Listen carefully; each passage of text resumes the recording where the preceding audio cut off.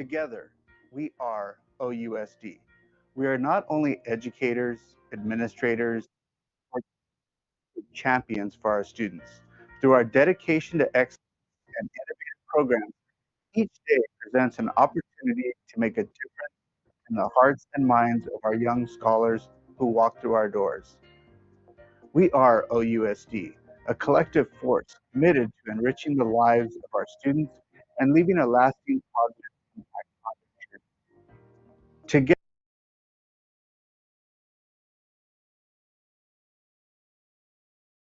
Together, learning with joy and enthusiasm. In our classrooms, hallways, and offices, we are OUSD. Our students continue to thrive, achieving remarkable milestones in their academic and personal journeys. Each success story ignites a spark of inspiration, encouraging us to continue fostering an environment where every student can reach their full potential. Let us continue to strive for excellence, lead by example, and inspire those around us to be the best version of themselves. Together we celebrate the greatness within OUSD, and we look forward to even more outstanding achievements and success in the days to come.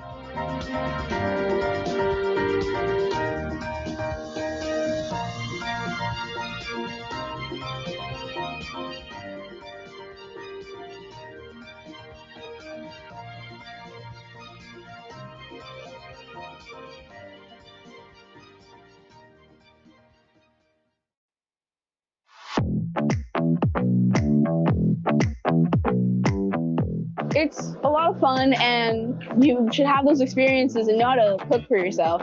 You get to learn about different cultures through their food. There's always so many different things to learn. It's helped me rediscover my love for cooking, and now I want to go possibly to Orange Coast to join their culinary program.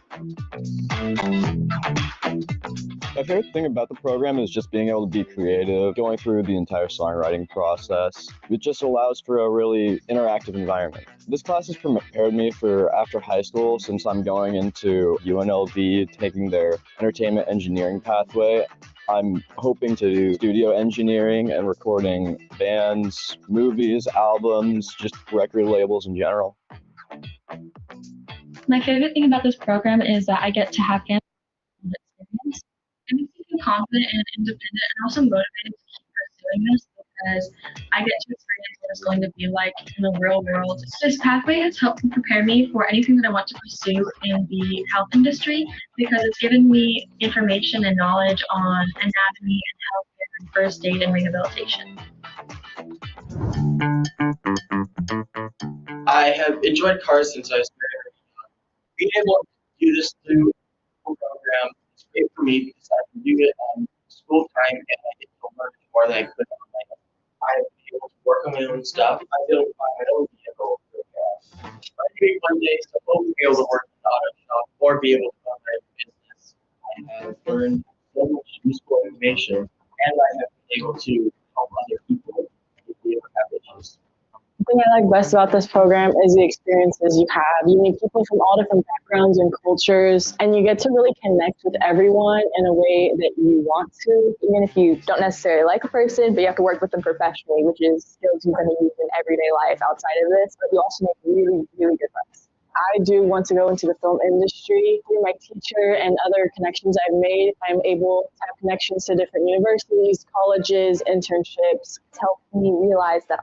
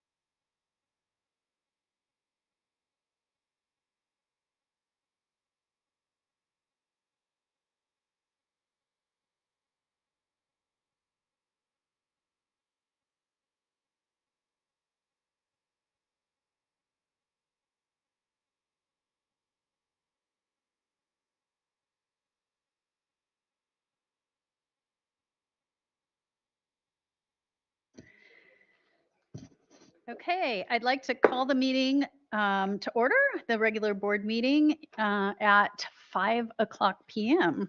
Madam Clerk, do we have a quorum? Yes, we have a quorum.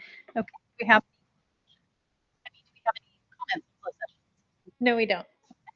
All right, I adjourn the meeting at 5:00 to close session.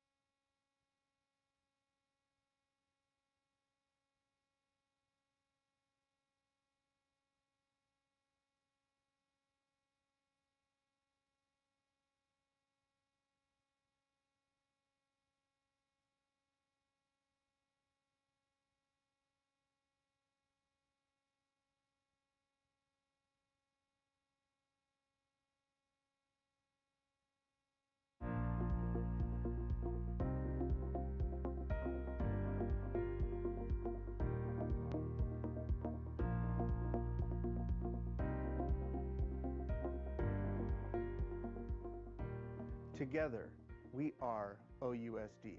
We are not only educators, administrators, and support staff, we are champions for our students.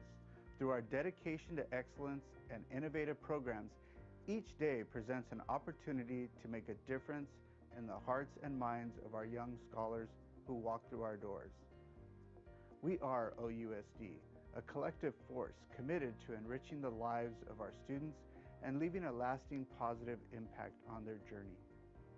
Together, we empower our students to chase their dreams, overcome challenges, and embrace learning with joy and enthusiasm. In our classrooms, hallways, and offices, we are OUSD. Our students continue to thrive, achieving remarkable milestones in their academic and personal journeys.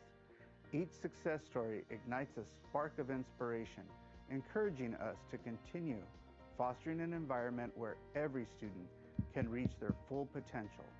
Let us continue to strive for excellence, lead by example, and inspire those around us to be the best version of themselves.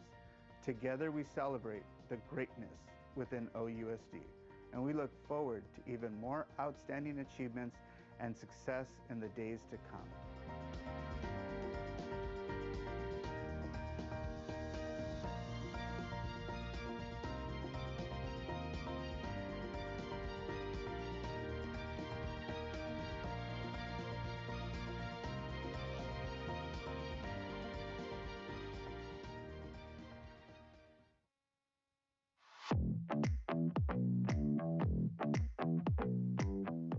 It's a lot of fun, and you should have those experiences and know how to cook for yourself.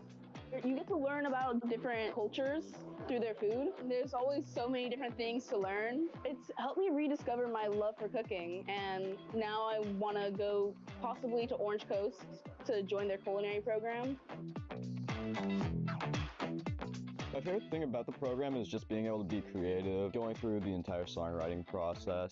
It just allows for a really interactive environment. This class has prepared me for after high school, since I'm going into UNLV, taking their entertainment engineering pathway. I'm hoping to do studio engineering and recording bands, movies, albums, just record labels in general. My favorite thing about this program is that I get to have hands-on real-world experience.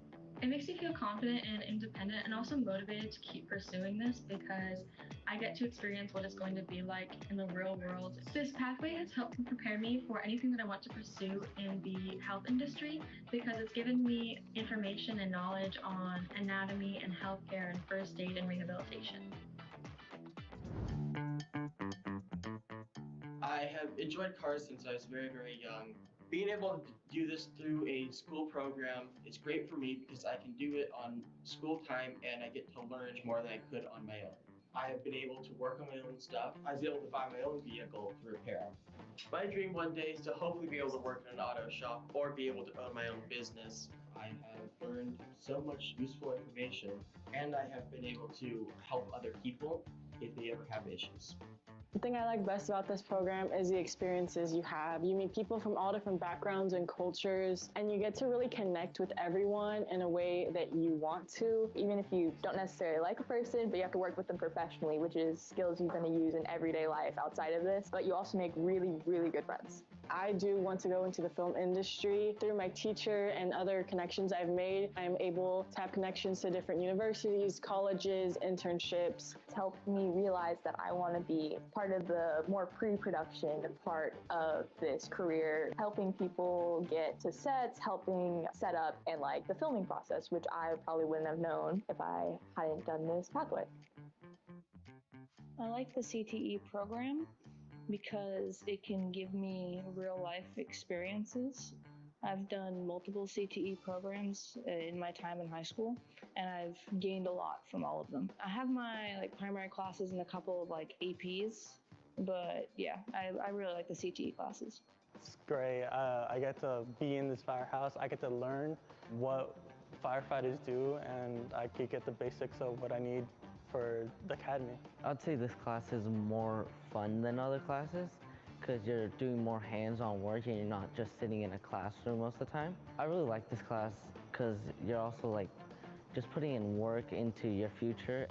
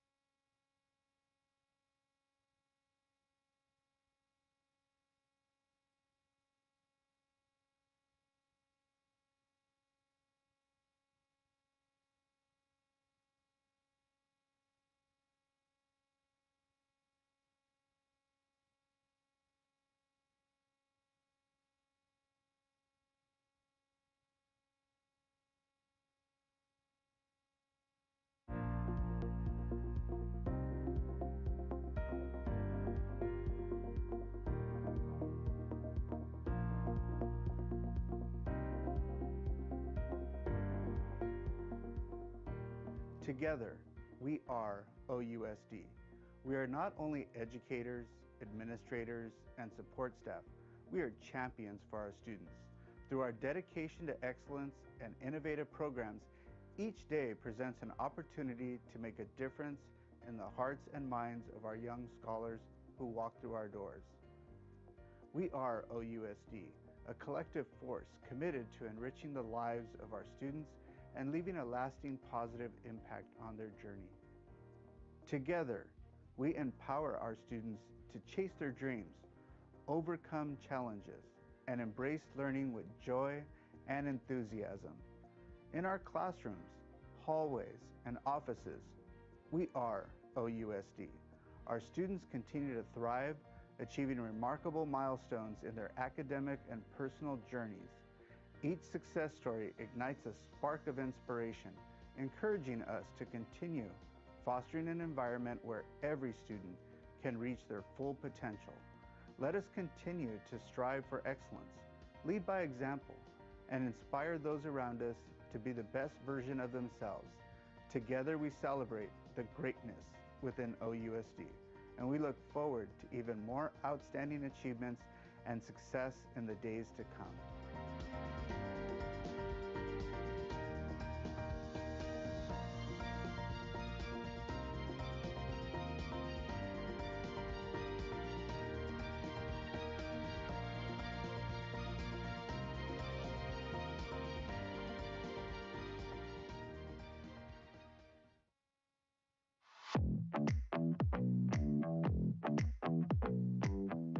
It's a lot of fun, and you should have those experiences and know how to cook for yourself.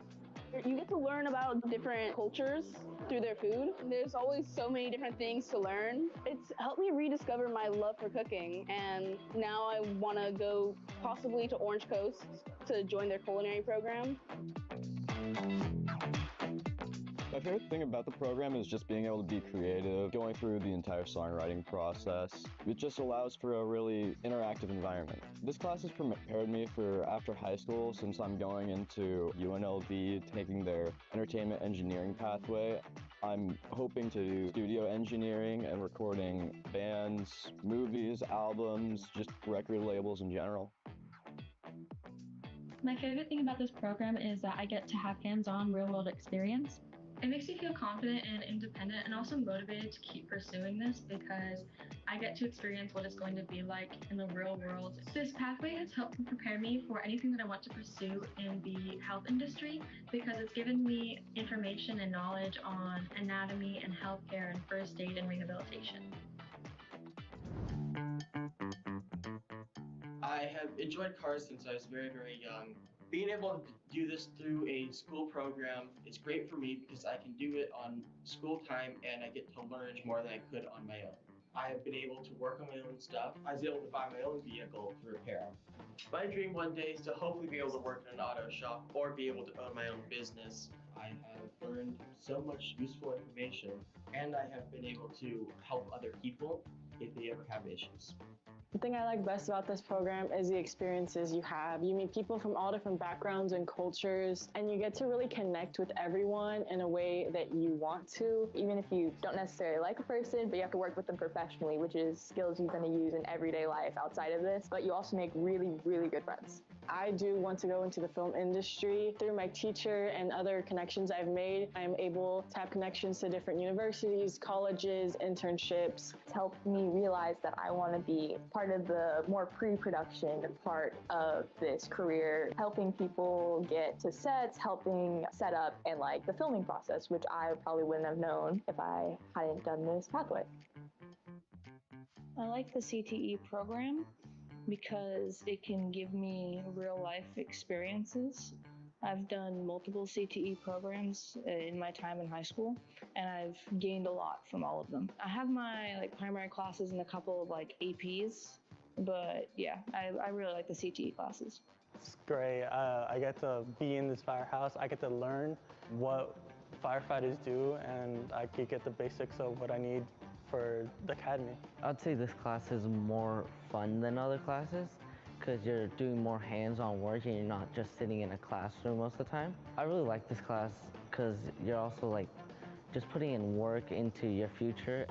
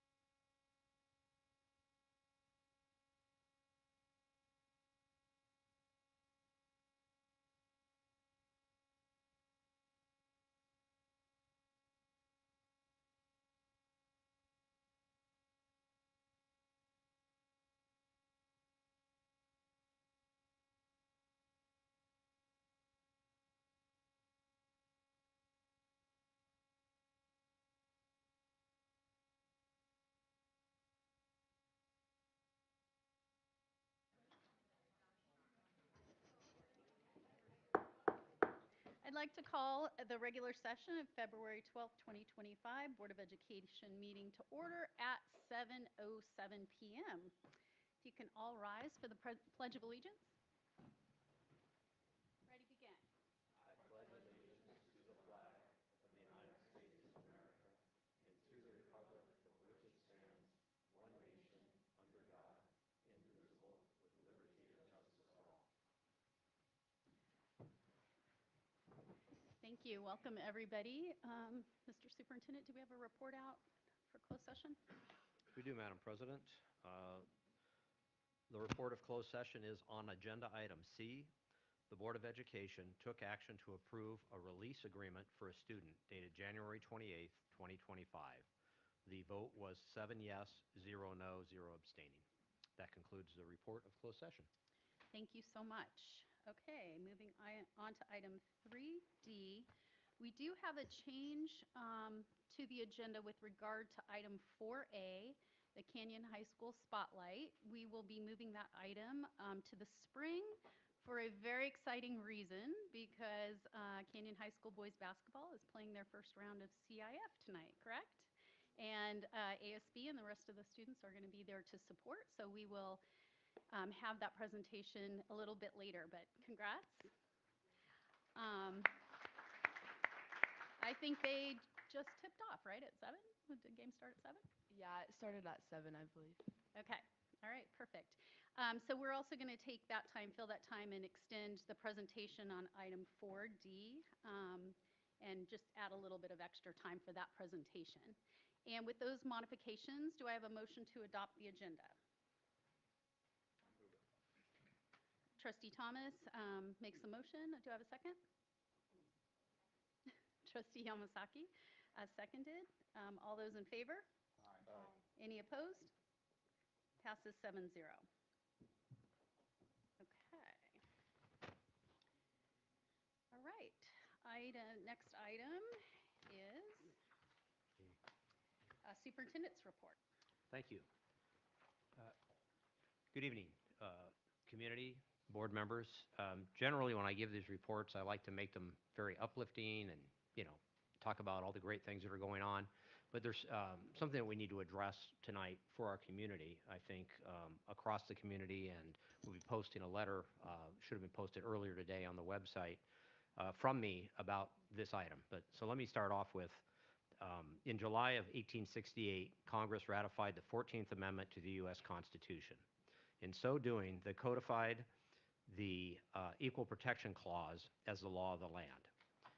It states in Section 1 that all persons that are born, let me pull this out because I want to get it right, all persons born or naturalized in the United States and subject to the jurisdiction thereof are citizens of the United States and of the state wherein they reside. No state shall make or enforce any law which shall abridge the privileges or immunities of citizens of the United States, nor shall any state deprive any person of life, liberty, or property without due process of law, nor deny any person within its jurisdiction the equal protection of these laws. So while we think of this often as, and it's appropriate that February is National Black History Month, right? We acknowledge that. Tonight I'm referencing it regarding something else. So if I can continue with that. So based on this, the Supreme Court of the United States ruled in 1982 that the government cannot deny public education to undocumented children. The case was Plyler versus Doe. And just for reference, Plyler was James Plyler of the Tyler Independent School District in Tyler, Texas. He was the superintendent of that school district. So it's just interesting how these things work out. The Does are referencing were undocumented students in the district. The Supreme Court ruled that that district could not refuse to educate undocumented students. So based on that case law and other laws, the Orange Unified School District has adopted Board Policy 5145.13, Response to Immigration Enforcement, and 5145.3, Discrimination and Harassment. Both of these bylaws specifically call out immigration status. In pertinent part of Board Policy 5141.13, it states, The Board of Education, and therefore the district, is committed to the success of all students and believes that every school site should be a safe and welcoming place for all students and their families, irrespective of their citizenship or immigration status. So that's the quote from the board policy. We strongly believe in supporting our students. There's the letter that has been posted on the site, is up here on the screen now. I didn't want to just read that to you, but I want to make sure that you have the kind of the background that leads up to this, and we will always support all students in getting a free, appropriate education in a safe environment. And I'm really proud of the work that our staff has been doing to get that education out there. And so just wanted, some people have had these questions about what's the district doing, other districts are doing X, Y, Z. So I felt it was very important that we step up and show what we're, in practice, what we're doing, but to just make sure that we're confirming that with everybody. So you all hear it, people that are watching online, on YouTube will hear it going forward. So just know that we support our students and we will continue to do so. So that concludes my report. Thank you.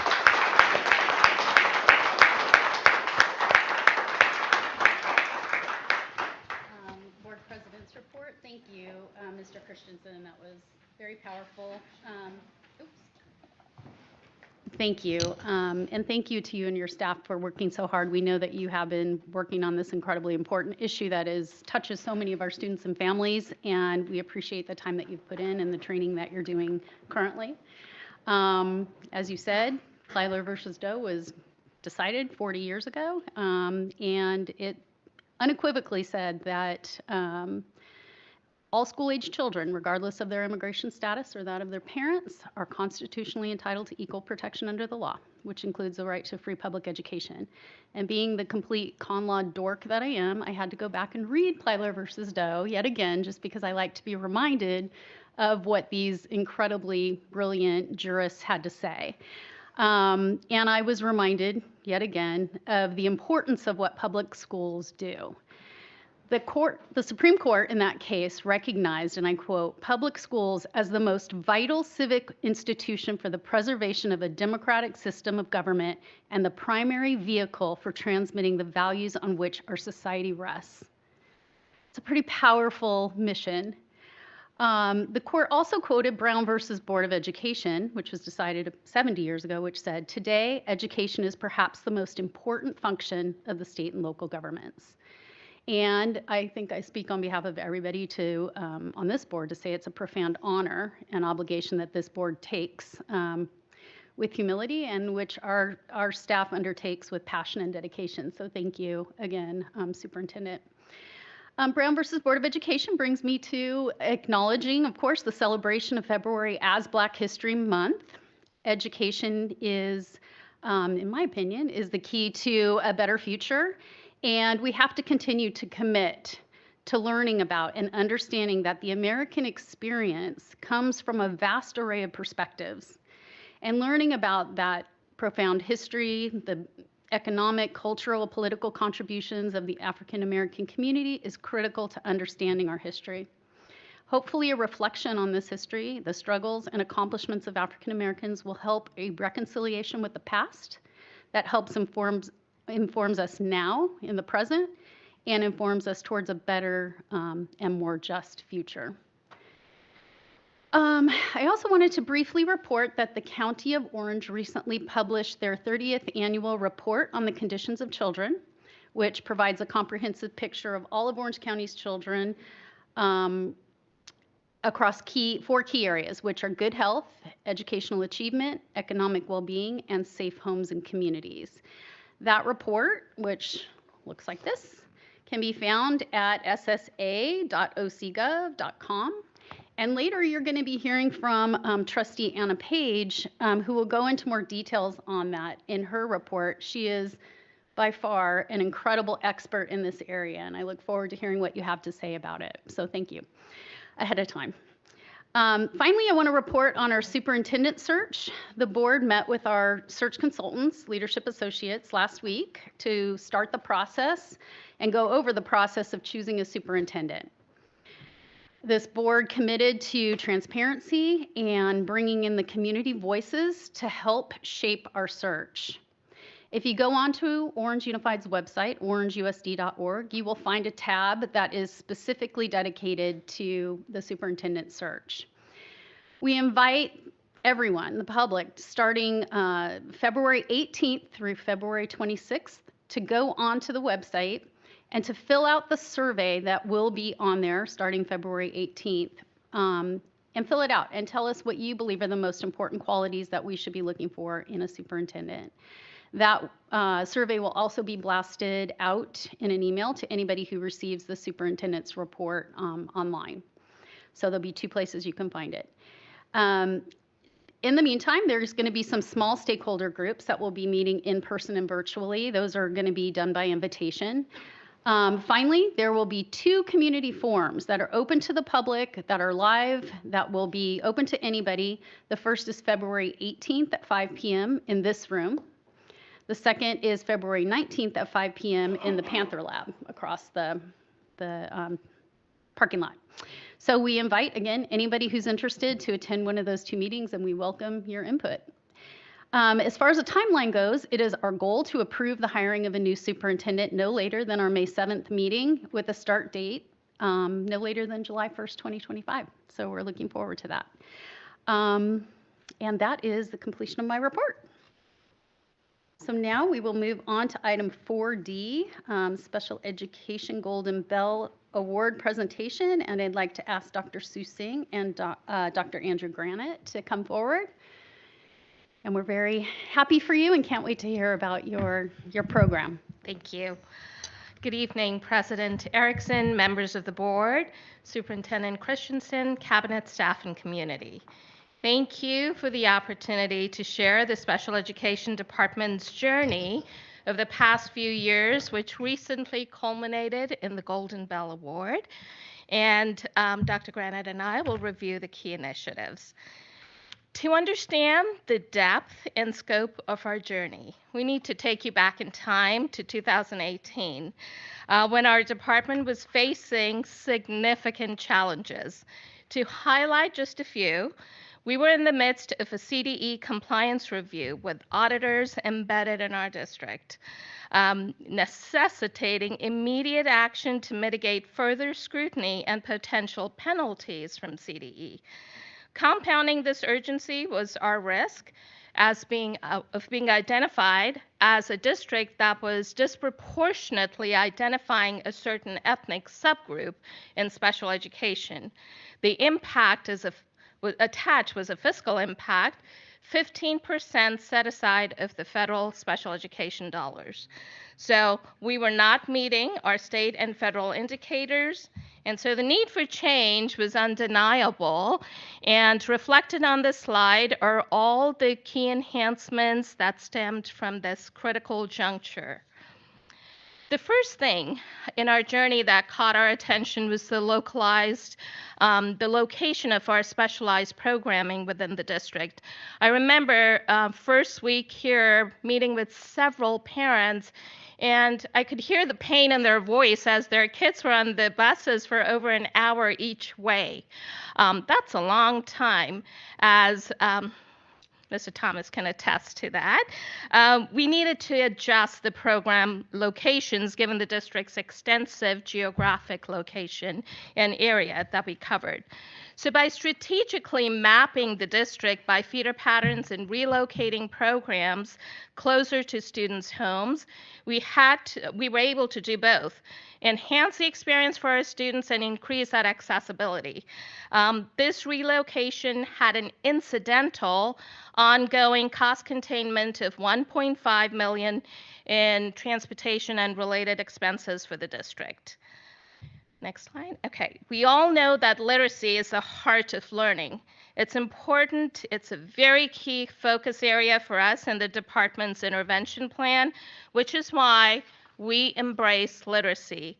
The We Embrace Literacy initiative, also known as WELL, as you see displayed on this side of the room here, I invite you, and please stop by after the meeting for a sampling of our reading supports that we offer within our department.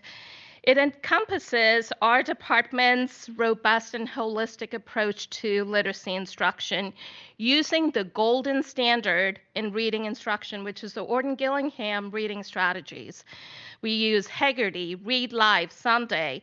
All these approaches have enhanced the opportunities for our students. Monthly reading trainings are offered after school to support our special education teachers and instructional assistants with their reading intervention implementation. And then next slide, Andrea, if you could go to. You can see projected on the screen the number of hours of training and individual coaching support provided to staff as part of the WELL initiative and how that has incrementally increased over time. Up next is our Exemplary Educator Initiative, which was created to build capacity and excellence within all of our special education staff through extensive ongoing professional development of both our veteran and our new staff. As you can see, last year, we provided over 180 trainings of different topics. In addition to our ongoing professional development, we also responded to 970 individualized requests from teachers for additional support and training and coaching. We also operate the only IEP compliance desk in the county. So teachers can get ongoing feedback about complying with our obligations in special education. This past year, our compliance desk provided 3,651 individualized supportive conversations with our teachers. Our commitment to ongoing professional development extends to our special education instructional assistants as well.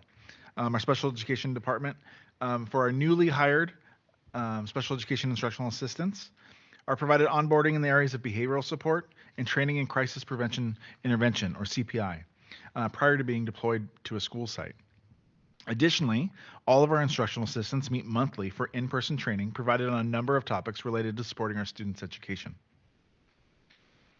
The Behavior Builders model is a proactive, responsive system of support. This initiative is supported by a team of behavior support assistants, or BSAs. Our BSA team receives ongoing registered behavior technician as well as certification in CPI. Because it's not feasible to have a BSA at every school site, principals are able to submit a ticket and a BSA team member is dispatched to provide targeted coaching. Since this resource is finite and limited, we use the I do, we do, you do coaching model. So we also have a board over here with our reading supports with some of the tools and training that they provide to our schools. So an additional layer of our Behavior Builders initiative is our CTE partnership with Diagnostic Center. This multi-year collaboration between CTE and OUSD has allowed us to continually refine and improve our approach to ensuring that our practices remain effective and are aligned with current research. As we know, early learning intervention is essential, and our early learning programs have been recognized by the CTE through the Grazer Outstanding Achievement in Learning, or GOAL Award, by the State Advisory Commission. Our charge begins with the onset of a child's journey with us. The slide before you demonstrates the growth of our youngest students, and as you can see in the charts, we're continuing to improve and refine our practices. We also recognize that involving parents as active participants and partners in their child's education is crucial. Our early intervention speech program partners with parents in supporting their child's language development. This program, which is not limited to just those in special education, is based on the internationally recognized Hanen program. Additionally, we also offer a speech improvement program for articulation, disfluency, and social pragmatics, which serves all of our elementary schools across our district. Co-Teach Connect. Our Co-Teach Connect initiative plays a vital role in fostering supportive, inclusive educational environments throughout our district and sets the stage for all students to have the opportunity to earn a high school diploma. Each year, we expand innovative approaches at our elementary sites and strive to introduce new and creative course offerings in secondary, strategically building systems and supports that enable all students to become A through G completers and active included members in their school communities. A high school diploma is a powerful symbol of the success of our programming. We're extremely proud of our graduation rate, and for students with disabilities, which surpasses that of all the other districts in Orange County. our peer-to-peer mentoring initiative, or P2P. It was designed to foster opportunities for inclusive excellence by pairing students with disabilities and with dedicated peer mentors, creating engaging and impactful opportunities for our students. As a side, some of these photos are from our Olympiad Games next year, so save the date, May 23rd at Fred Kelly Stadium. We hope to see you there. Our partnership with San Diego Community College extends peer-to-peer opportunities for our adult learners. Our partnership with San Diego at both their adult education campus as well as their main SCC campus provides our students valuable experiences at college with typical aged peers. In alignment with our department's commitment to parent engagement, from the feedback we receive from our parent community and input from our CAC, we develop a menu of parent workshops that support the needs of our parents each year. Our Orange Works initiative is designed to support our students in securing gainful employment in their local communities. Annually, we host our Orange Works College and Career Fair right here in the boardrooms, which includes a partnership with the Chamber of Commerce, who provides students with the opportunity to participate in mock interviews with local business leaders. We're very excited to report that our SALPA recently also was awarded an ongoing expansion of our workability grant through the California Department of Education. We were one of only 27 LEAs throughout the state to be awarded these extra ongoing funds. So the most apt description I've heard is that leading special education is akin to leading a district within a district with all of its complexities. And despite all these complexities, we continue to demonstrate significant gains in the outcomes of our students. So hot off the press, on a slide before us, is reflected our annual scoreboard for special education issued by CTE just last week. And as you can see, we continue to lead the pack in Orange County, meeting the most state and federal targets for 2 years in a row of our neighboring districts. So as you've heard, in 2018, we were found not meeting any of the state and federal data points. And our data-centric paradigm and innovations grew out of that identified need. The first of our data innovations is our monthly principal report. This tool is a visual snapshot and a dipstick into the functioning of a school, providing principals with the information on 20 key data points that they can look at the trends and celebrate successes, or identifying any areas that may need some correction. Additionally, each month our site teams review our disproportionality report to make sure that we're not incorrectly identifying students for needing an IEP and safeguarding the district from financial penalty from the feds. So as a department, we're committed to reflective data analysis, and we will review our predictive dashboard and annual determination metrics every month at our department meetings.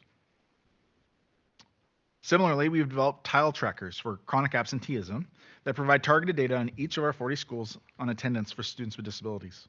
This tool guides teams in supporting students and families in the importance of attending school. Similarly, to avoid disproportionality in our discipline practices and to improve student outcomes, this suspension tracker has been instrumental in monitoring our suspension rates across the district as well. As Dr. Eric Carter of Vanderbilt University famously wrote, "Early segregation does not merely predict later segregation, it almost ensures it." In alignment with our district's core values, this LRE tracker allows campuses to identify longitudinal trends throughout the year to support the improvement of student outcomes. Our Student Achievement Action Plan, or SAP plans, is the application of our data-centric paradigm as applied to student academic achievement. The SAP plan was strategically synthesizes schools' academic achievement data, leading to an individualized action plan to target growth for each and every student at each campus, and outlines actionable next steps to provide a roadmap to student achievement and success. This plan is truly innovative, and we're proud of this departmental brainchild to support student achievement for our district. Furthering our work with student achievement is our E3 initiative, which is developed to enhance instruction, elevate student performance, and exceed expectations. Our E3 initiative supports our exemplary teachers to serve as peer mentors, hosting collaborative professional learning communities on the topics of state testing and student learning growth. Innovative and visionary leadership are two focal areas of our department. Accordingly, we provide ongoing leadership institutes as well as customer service training within our department. So along our journey, we recognize the need to elevate the presence of our SELPA at a statewide level. Our SELPA is now serving in several leadership roles statewide. We're on the executive board for the Coalition for Adequate Funding for Special Education in partnership with Services of California, advocating for both state and federal funding. We have served as an appointed member of the Office of Administrative Hearings Advisory Commission with administrative law judges and other partners. Additionally, we are co-chairing the state's Alternative Dispute Resolution Committee, where we work with CTE for dispute resolution grants administered by the state. We also provide mentoring to SELPA directors new to their role through co-chairing the state SELPA New Directors Committee. Our SELPA also has an active leadership role on the state level through the SELPA Steering Committee, which advises and provides direction on statewide special education matters. Locally, our SELPA has chaired the OC SELPA committees here in Orange County, and our SELPA has a seat at the Orange County Superintendent's Alliance for Special Education. Our SELPA is also a member of the AB 2083 team, which is a collaborative involving the Department of Social Services, Healthcare Services, Developmental Services, and the California Department of Education in an effort to improve outcomes for students. Furthermore, our SELPA remains committed to advocacy, working closely with legislators across the state on various issues, including additional funding for our students. Some of the legislators that we worked with are listed on the screen, and there are many, many more. We're not only participants in shaping the future of special education, we're leaders. Our initiatives collectively and the amazing work of our staff have produced significant positive outcomes for our students across CTE monitored data points. So we're going to do a quick review of the same. So our LRE, a state and federal monitored metric, has soared within the Co-Teach Connect initiative. As you can see on the screen, in the past 8 years, LRE rates have shown an impressive 81% growth, with almost 66% of students spending 80% of their time or more in general education settings. Within district programming, the need for students to be in segregated settings has also decreased. We are pleased to report a 58% decrease in students receiving limited general education instruction, measured by CTE as spending less than 40% of the day in general education settings. Likewise, the collective efforts of our staff and precision focus have also been instrumental in driving down separate school placements, empowering students with the tools to be successful alongside their non-disabled peers. In the past 8 years, we've seen a 74% reduction in students attending segregated schools without typical peers. By intentionally investing in the development and expansion of high-quality programs within our own district, we have significantly reduced the need for students to be referred to segregated out-of-district placements.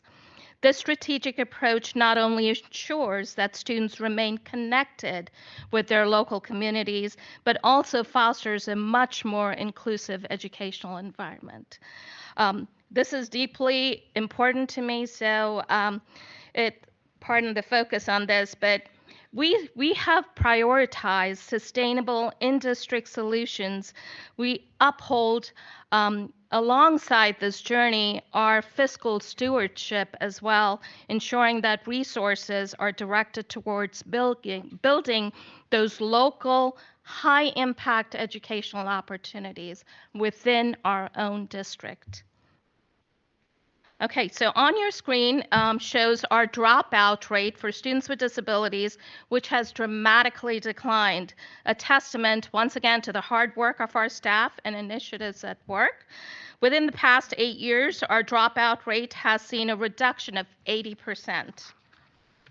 Equally remarkable is our graduation rate, which is above statewide average and even landed us in the top spot in the county for students with exceptional needs. We also have seen impressive gains in state testing performance for our students. We had the highest growth in ELA and second highest growth in math in all of Orange County. The impact of our Orange Works initiatives has been deeply profound. Our 23-24 school year supported over 100 students in paid work experience opportunities with close to 4,000 hours of on-the-job training. This is in addition to the vocational assessment and guidance, career exploration, and classroom-based work-focused programs that also support students in being college and career ready. Another metric monitored by the state is students pursuing post-secondary education, which highlights a 38% growth in students with disabilities pursuing higher education. Students who are pursuing higher education or competitive employment have also soared to over 94% collectively, measuring an impressive 42% growth. The hard work of our staff and the laser focus on our initiatives brought favorable outcomes to our CTE monitored annual determination report. Relative to our neighboring Orange County districts, we had the highest number of indicators met 2 years in a row. Within our Orange Works initiative, our staff focused on ways to increase college and career readiness for our students. Our CCI growth of 38% illustrates our students' success in achieving this initiative's goals. So on this slide, we wanted to frame this presentation in the context of an operational reality, which is special education funding. There are three major funding sources for special education, as we know.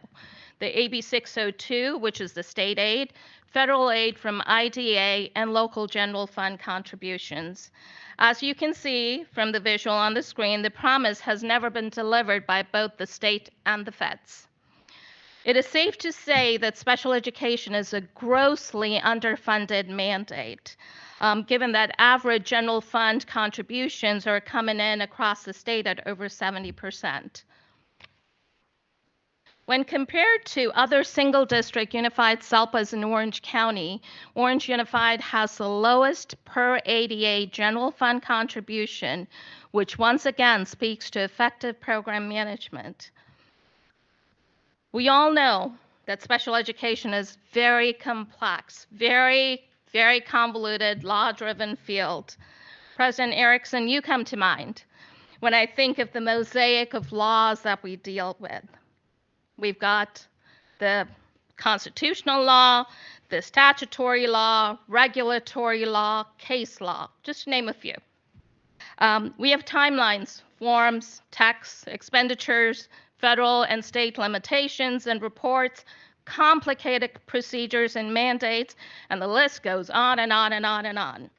But apart from all this, what truly stands strong for us as a department is our guiding light, our kiddos, our students. The Golden Bell recognition here belongs to every special educator in OUSD, and I mean it. I thank you for building, for refining, and for pushing forward for our kids. This recognition also rests with every general educator in OUSD for embracing the construct that special education students are first and foremost general education students. They are all our kids.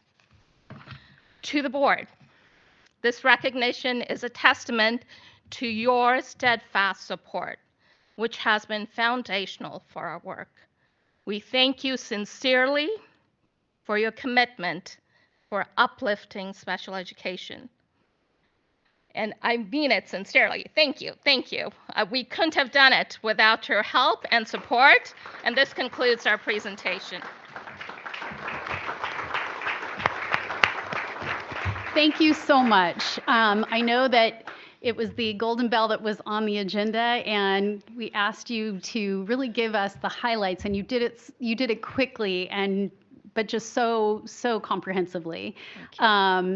But I wanted people to understand that this is such a big comprehensive program, and you've stayed the course for a long time. And I know it can be frustrating, and there's bits and pieces that are frustrating, but when you look at the overall picture and you look at the outcomes that you have generated, just on paper, you can't deny those statistics. I commend you for staying the course when it can be difficult and when we are underfunded. But congratulations. It's not really an agenda item, but so other than the golden bell, so everybody can say congratulations, but we're not going to do questions and answers or anything. So thank you so much. Thank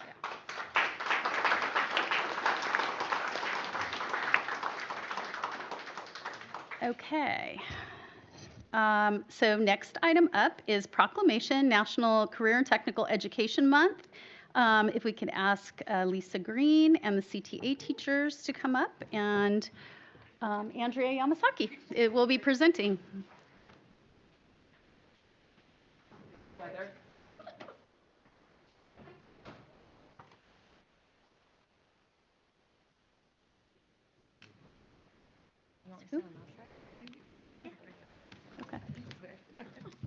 Okay.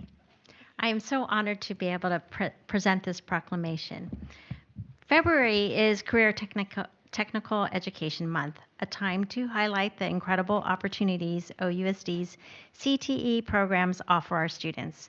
With 24 pathways across 12 industry sectors, our programs provide hands-on learning, industry-specific training, and real-world skill application. CTE connects students with local industries, internships, and career certifications, giving them a competitive edge.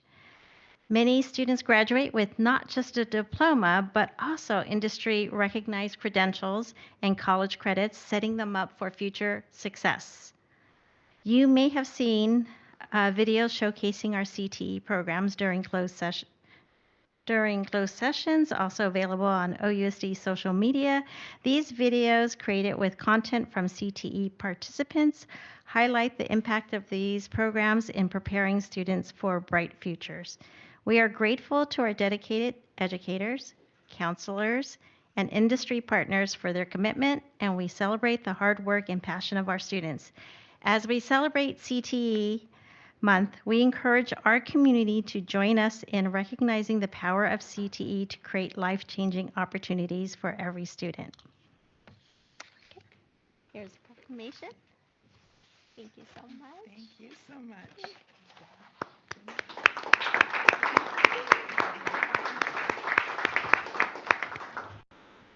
And on behalf of our district's career technical education programs, I want to thank the board for recognizing February as CTE Month. I also want to extend our appreciation to our dedicated CTE teachers, we have Ms. Lindell here, who teaches in our arts, media, and entertainment pathway, and all those who support these programs at our schools. CTE, like was just said, provides students with those real-world skills, industry certifications, and pathways to high-wage, high-demand careers. Our programs in OUSD prepare our students not just for jobs, but for lifelong success, connecting them to college and career opportunities. We appreciate the board's continued support in expanding and strengthening CTE for all students, and thank you for this proclamation and for championing career readiness in our schools. Thank you.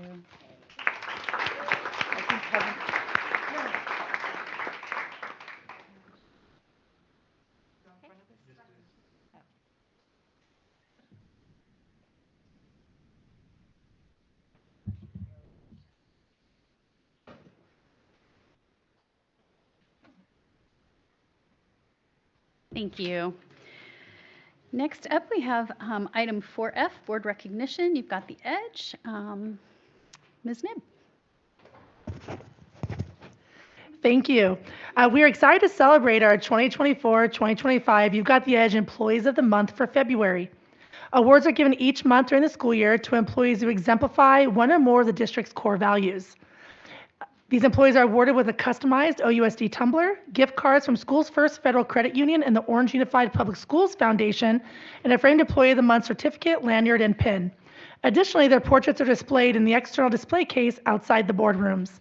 In collaboration with our communications team, we have a video this evening to highlight each of our honorees. I'm very proud to congratulate our You've Got the Edge Employees of the Month for February 2025. First, we had the honor of surprising Jill McKee, Senior Staff Clerk at Saraville Middle School. Made this room so much more friendlier and healthy and inviting, so thank you so much for everything. Thank you. Yes. And on behalf of Saraville, Jill, just having your addition here has been spectacular. We see a huge change in the office and just your daily work and how you help out and just your personality and everything you bring to us is just dynamic. So we appreciate you. Thank you. Yeah. Thank you so much. Thank you so much for this opportunity. I really enjoy being at Saravilla. I love the staff. We're like a family here. I enjoy the kids and interacting with the parents, and it's just been a really good opportunity to be here. Next, we had the pleasure of surprising Lori Rivera, teacher and ASB director at El Medina High School. I'm new here, but there has been no one on this campus that has represented El Medina for me more than Ms. Rivera. She is totally focused on the culture of the school. She is completely student-centered. She is beloved among the staff, the teachers, and obviously the students. I think it was a very easy choice to choose Ms. Rivera as the employee, the district employee of the month. Let's give her a big round of applause. I want to thank everyone for this. I am so proud of El Medina. I am so proud of all of our students on campus.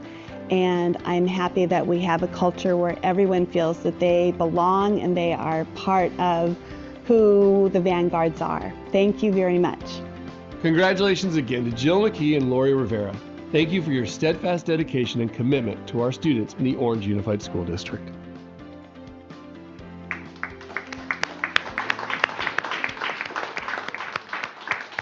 Thank you. Congratulations to Ms. Rivera and Ms. McKee. Very exciting. Okay, we are on to item 4G, student board members' reports.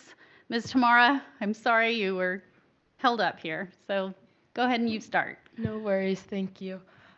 Good evening, Superintendent Christensen, President Erickson, district trustees, and community members. I'd like to highlight some activities we've held on campus recently for students to get involved in and to contribute to our school spirit. We had a winter pep rally themed after the Frozen movie, during which our winter sports teams performed dances and we played fun games such as finishing the lyrics of a Frozen song. Last week, we held a basketball and volleyball competition for Clash of Classes during lunch. The gym was loud and full of spectators, and the seniors earned the victory and 6 class points for both tournaments. Yesterday, we did a Valentine's Spirit Day where our ASB handed out red vines licorice to anyone wearing red or pink.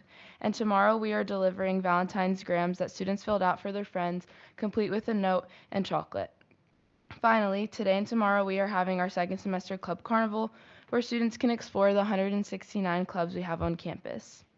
To finish off, I would like to invite everyone to Canyon Showcase next Wednesday, February 19th from 5 to 7:30 p.m. We are looking forward to seeing everyone there and to show what our school has to offer. Thank you.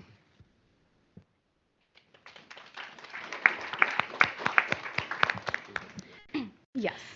Good You are evening. excused. Good evening, Go to Board your President game. Erickson, Trustees, Superintendent Christensen, Cabinet, and Community. I don't know if you can hear me. El Medina recently had their community showcase on February 5th. We had our feeder schools come and show us the many talents that they have practiced, from cheer to dance, and we were amazed to see the talent that El will be bringing in the upcoming years. Our students also demonstrated our various programs, ranging from culinary, serving out snacks, AP research students presenting their projects, and our arts programs showing their amazing skills through song, art, and theater. It was a great time overall, and I would like to thank the trustees that came to our schools and the ones that I met during the time, and the community members who came to show our Vanguard some love. As our campus typically does, we celebrated Lunar New Year with a Dragon's Dance performed by our Vietnamese Student Association during nutrition. It was a fantastic time for our students to demonstrate their culture with others, with our VSA even going to Jordan Elementary to perform the dance during one of their assemblies. Our blood drive, hosted on January 29th, was a bigger success than we had ever imagined. For the first time in over 3 years, we surpassed our goal of 47 units of blood to 66. Our Red Cross is thrilled to have gone above and beyond from our goal, and we cannot wait to see what our next drive will bring. Lastly, I wanted to give a shout out to one of our many dedicated vanguards, Ms. Cindy Tayuk, for receiving the ACSA Every Student Succeeding Student of the Year award. It's a reward that's given to students who go above and beyond to overcome their odds and achieve both academically and throughout their extracurriculars. We cannot be prouder more of Ms. Cindy, as she is an exemplary vanguard, and she is just one of the many examples that we have of vanguards from our community. And yeah, that's my report. Thank you. Thank you, Ms. Espinoza. That was great. Ms. San Juan? Good evening, Board of Trustees. Richland's soccer season has officially begun. Our soccer team had their first game yesterday, and students are thrilled to be participating in this sport program. Last week, we celebrated our counselor, Ms. Bañuelos and Ms. Rodriguez, for Counseling Appreciation Week. But our gratitude lasts all year. We are thankful for their dedication, support, and kindness in guiding our students every day. Their impact is truly invaluable.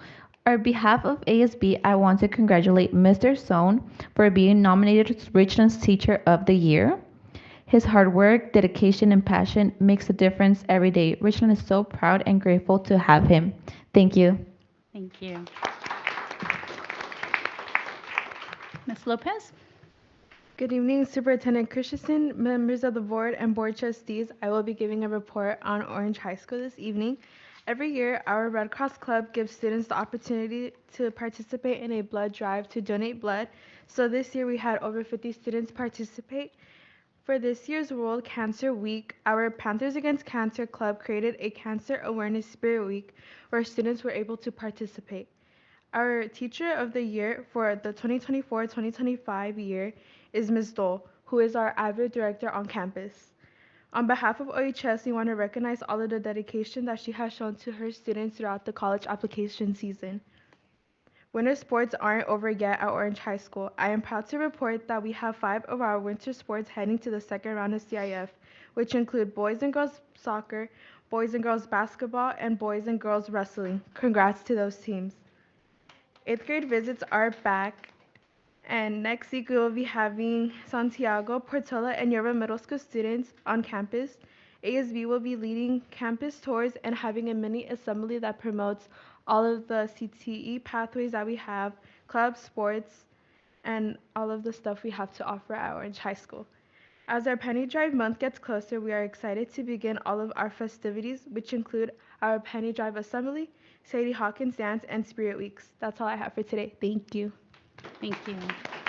Mr. Tran? President Erickson, Board of Education, and the Orange Unified School District community. First and foremost, last week we celebrated our School Counselors Week.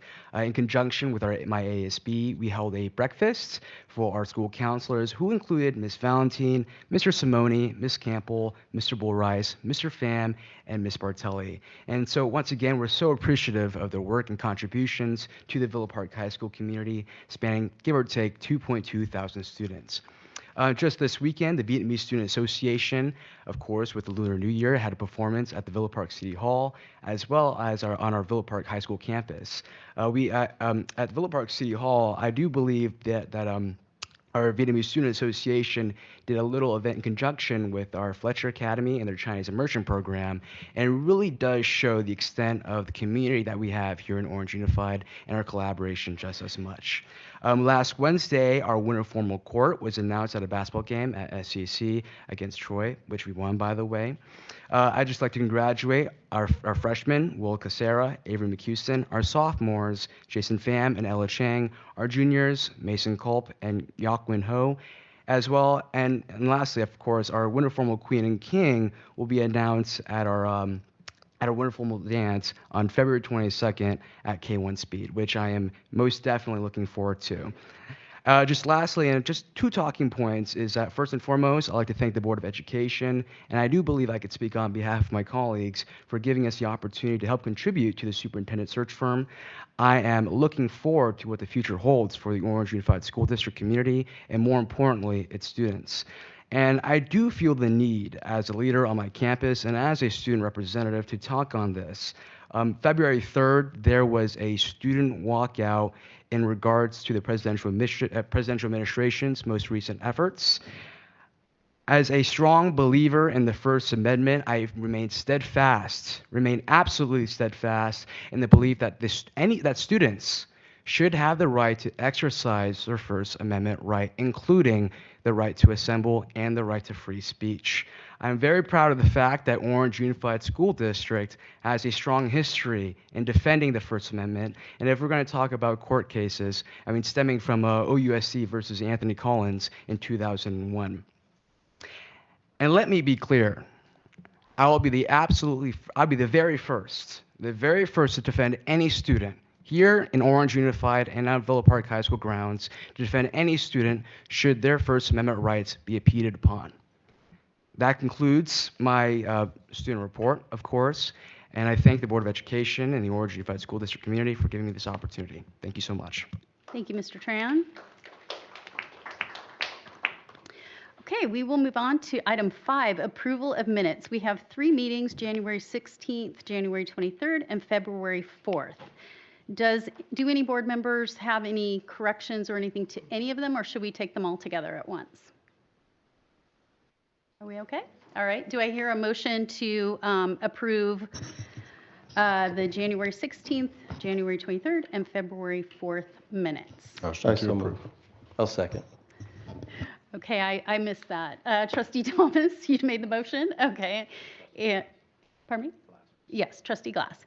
Okay, all those in favor? Aye. Okay, any opposed? Okay, motion passes 7-0. All right, next up, public. Sorry. I'm sorry. I don't see the February 4th minutes on the agenda? Or do I have an older copy of the agenda? I have it on mine. Okay, maybe I have an older copy. Hmm? I think it was sent out by email after the Yeah. initial. Okay, I just want to double check. Thank Yeah, you. Thank you. that's the newest one. You're right, it wasn't initially. Okay, and moving on to public comment. Madam Clerk, do we have any public comments? We do. They're all non-agenda. They're all non-agenda. Okay, thank you. We will have non-agenda comments at the end of the meeting. Moving on to action items, 7A, deferred maintenance plan, Ms. Holguin and Mr. Harlan.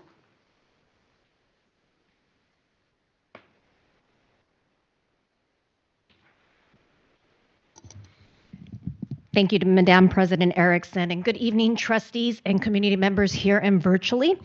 Tonight, we are providing the board with the follow-up. Thank you. Appreciate it. Tonight, we're providing the board with the follow-up regarding our deferred maintenance plan as part of our overall SMART ideas. Mr. Harlan, Director of Maintenance and Operations, is also here with me to co-present. So at our last board meeting, we focused on current year projects. Tonight, we want to provide the board with our multi-year plan and more context regarding our overall deferred maintenance. Last month, we briefly talked about deferred maintenance versus routine maintenance. While they have some differences when it comes to how the work is scheduled or funding that supports the work that comes with it, they both focus on the upkeep of our facilities. Sometimes they also overlap. For example, roof replacement may be on the deferred maintenance list 2 years from now. However, during a storm like we're experiencing right now, they may end up as an emergency repair, which then shifts it over to our routine maintenance. Vice versa, you may have equipment that even if you were to continue to provide the periodic repair, it's reached the end of its life cycle, moving it to our deferred maintenance. Additionally, there are factors we consider and a process we use for prioritizing which sites will be addressed each year. The age of the building, which for us impacts almost all of our schools, plays a big factor. Safety hazards and functional impact will have a priority. Our maintenance and operations team uses tools and procedures to prioritize which sites to address first. Funding availability also is a factor as school districts receive a limited amount of funding. Before we go on to provide the board with the list of the projects for this fiscal year and the 2 consecutive years, I do want to have Mr. Harlan briefly share a little more of how his team works together to put these projects as part of our deferred maintenance list. Mr. Harlan? Good evening. Good evening, Board President Erickson, Superintendent Christensen, and community members and trustees. Some of the factors we use in the deferred maintenance, building the list for the deferred maintenance, one is the age of the site. We do site visits by our M&O team. The fit reports, which is a facility inspection tool that is done every year, and work orders. We look at the age, we look at the condition of the schools, and we build our list depending on scales of 10 to 1, 10 being the worst, 1 being the lightest. And that is one of the reasons we use, one of the systems we use to build this deferred maintenance system. Our team consists of our maintenance and operation leadership team. We go over this info, like I say, usually monthly, just to see how things move up and down, because like I said, we have different weather conditions, like we've had the winds, and now we got the big rains coming tomorrow, so that may change how things sit on this list. And that's how we use it to build our deferred maintenance list. Any questions? Thank you, Mr. Harlan. So we once again are presenting to you a list from this year's deferred maintenance projects. These projects include 4 sites for asphalt replacement, 1 site for fire alarm upgrade and replacement, and this is a good example of equipment that is regularly maintained through our routine maintenance. However, the life of this equipment has ended and therefore needs to be replaced. We have a roof replacement at 5 sites, slurry and restripe at 6 elementary schools, painting of the exterior fascia, trim and doors at 2 of our elementary schools, and replacement of playground equipment at 2 elementary sites. Last month, we shared with the board during the presentation our recommendation that we budget $6 million annually as a contribution to our deferred maintenance. As you can see here, our estimated costs are slightly below for the projects we just presented.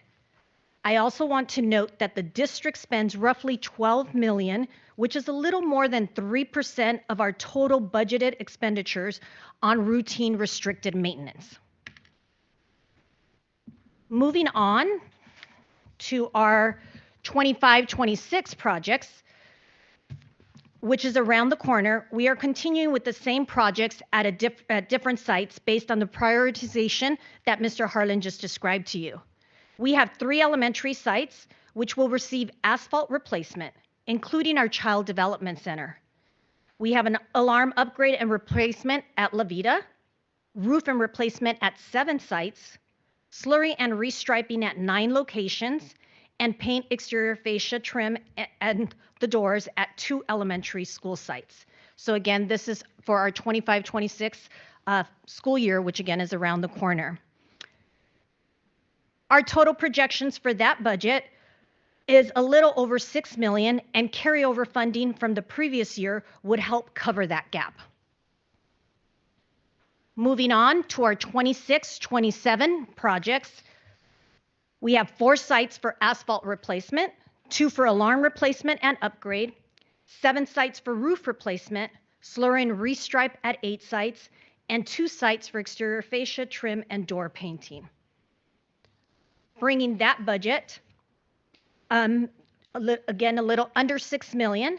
And I want to point out, as mentioned earlier, that if projects become part of the routine maintenance, we will adjust and add schools to the list based on those prioritization factors.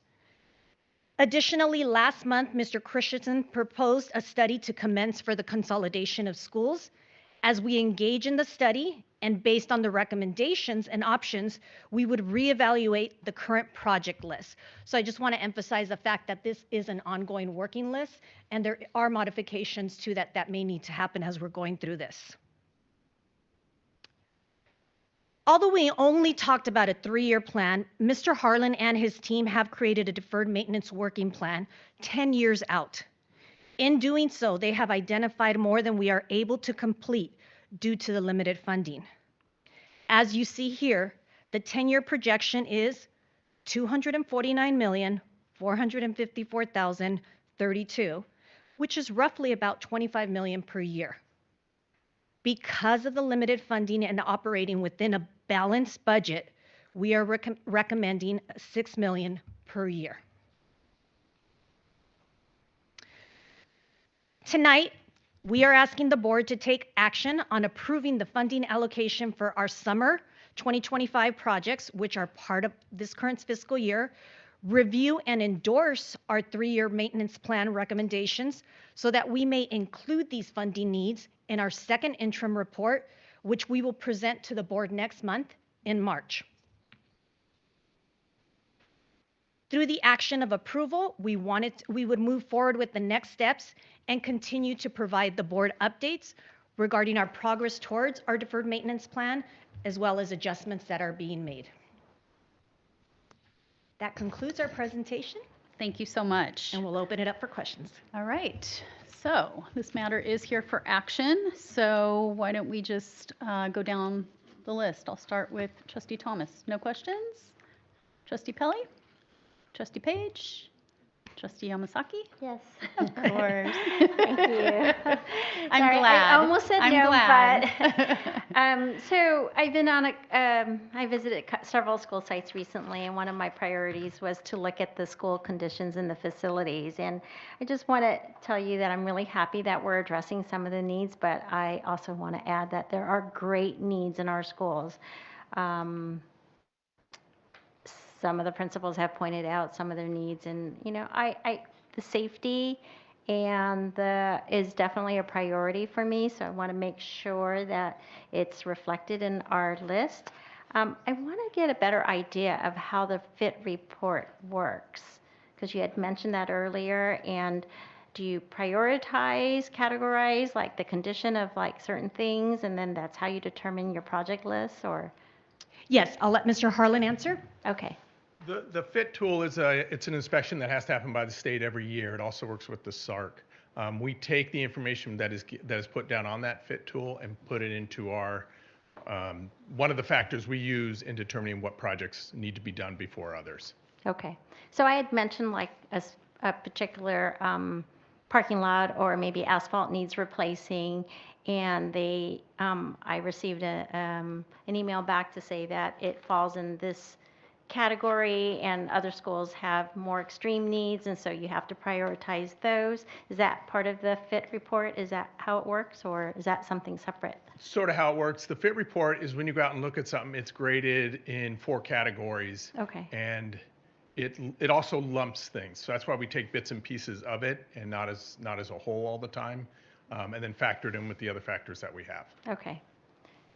And I will add to that, Trustee Yamasaki, that is also we took information from our facilities master plan. And the facilities master plan, when it looked at it, it categorized it in areas of it's no need to all the way to major renovation, improvement. And so that information that we also gave. So it's not just one tool that we use in our assessment, but a variety of tools to be able to make those determinations. Okay. You read my mind, because that was going to be my next question, is if you took that into consideration, because I know we spent a lot of time and effort in creating the facilities master plan. So thank you for that, and I appreciate it. And then specifically, I wanted to talk about the No Canyon asphalt replacement. Is that the parking lot? It's the parking lot, both parking lots and the playground. Okay, So because I've received many letters of concern. They call it Lake No Canyon, like we have many lakes in our schools, so. Yeah, No Canyon was one of the top ones. Okay, thank you. And I will say to that today are part of what we're, again, because this is a working plan, our grounds crew has been out and identifying additional, to determine, have the needs changed? We have this information, but sometimes the needs do change, so and adjusting. New rains coming in, and oops, things can happen, right? Correct. Okay. That's all I have for now, but thank you very much, and I appreciate the report. Thank you. Thank you. Trustee Bain? Yes, thank you. I also very much appreciate your report.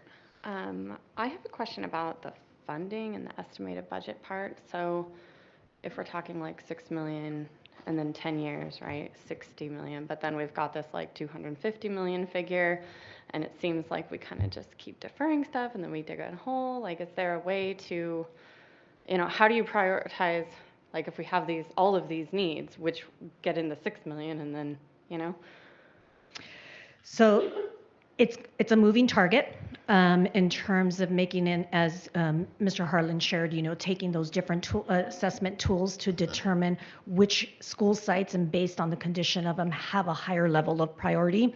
If you recall from last month's, in terms of the funding, there are limited funding sources, so really taking that into consideration. And as we're doing some projects, if some of those projects change to renovation, then some of these items would get off the list and would be used through some other types of fundings that we have determined as well. But this is just an overall plan that gives us direction of where we need to go.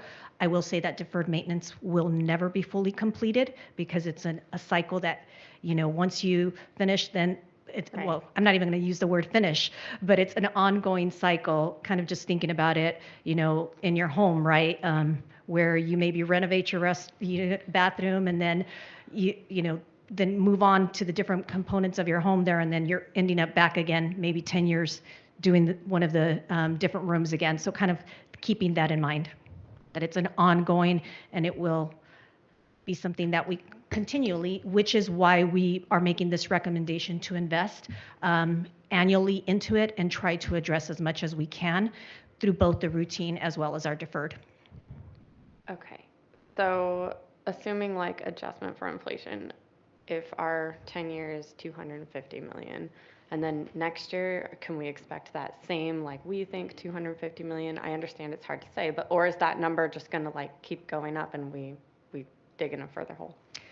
Well, and that is something that we've been discussing. As you probably have been following, there's a lot of comments in regards to tariffs, and that does impact construction. So those are some things we have factored some of that into our 3-year projection for right now.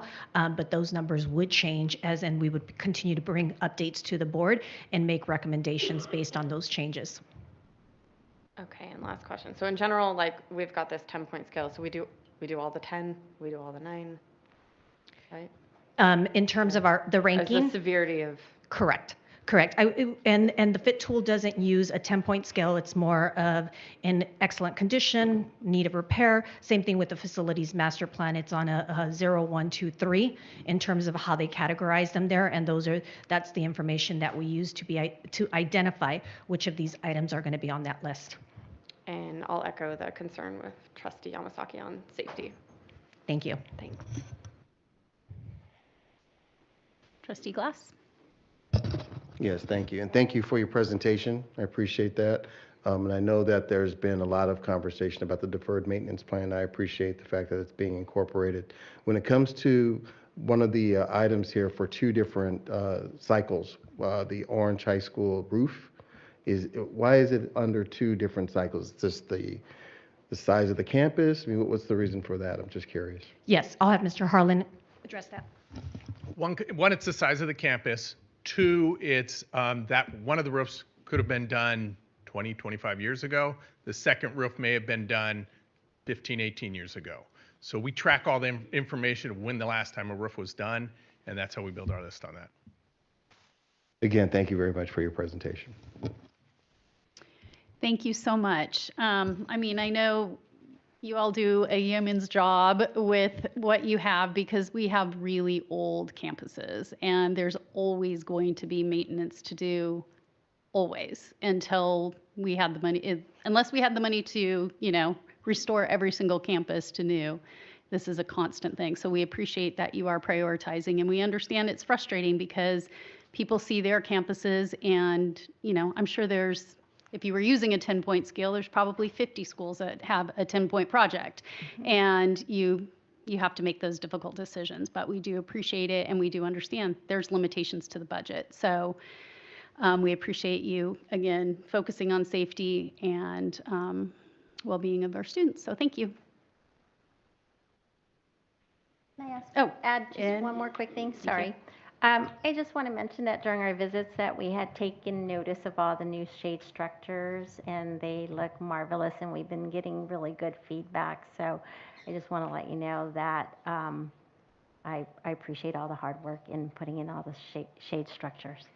Thank you, and thank you for bringing that up because those are opportunities where other funding comes about, and we try to maximize those fundings to do as many projects as we previously shared some of the other projects that have taken place. For example, the renovations of some of our gyms.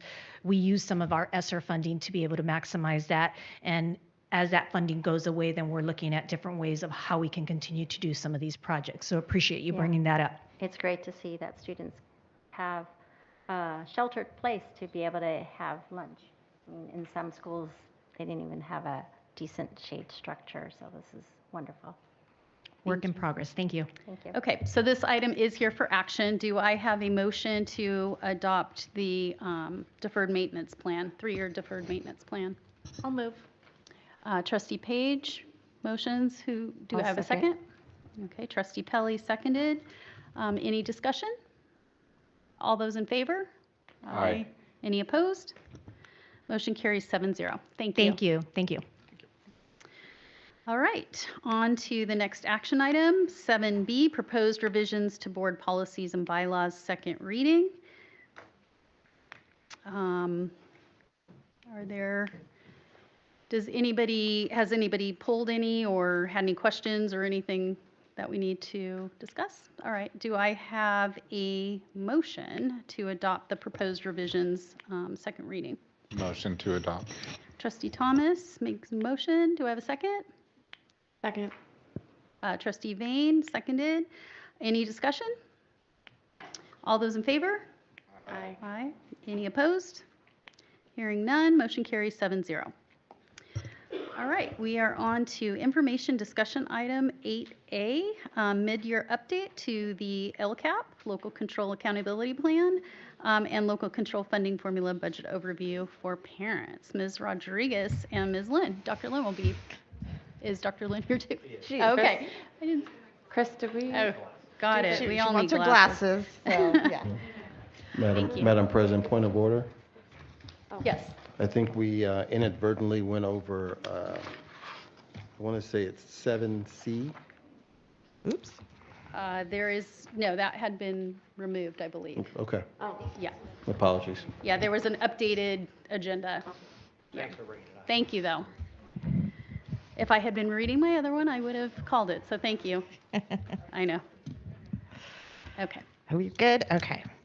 So good evening, President Erickson, our Board of Trustees, Superintendent Christensen, and our Executive Cabinet. Dr. Lynn and Mrs. Balsara and I are here tonight to share our mid-year progress of this year's 24-25 LCAP.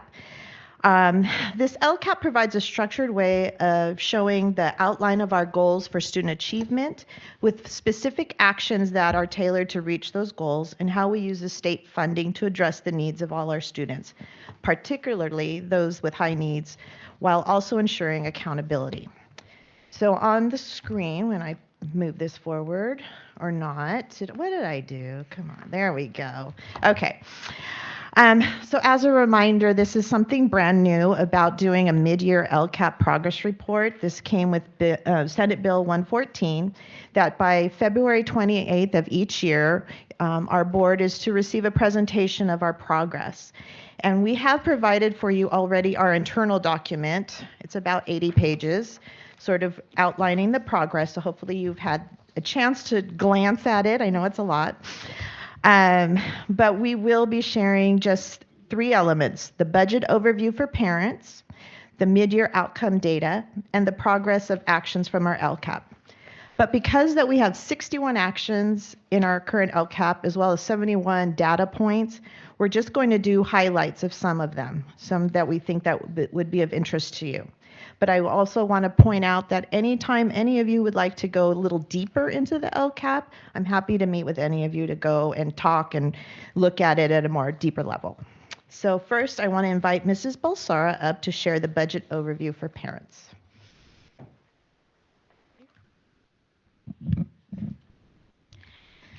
Good evening, everyone, and thank you.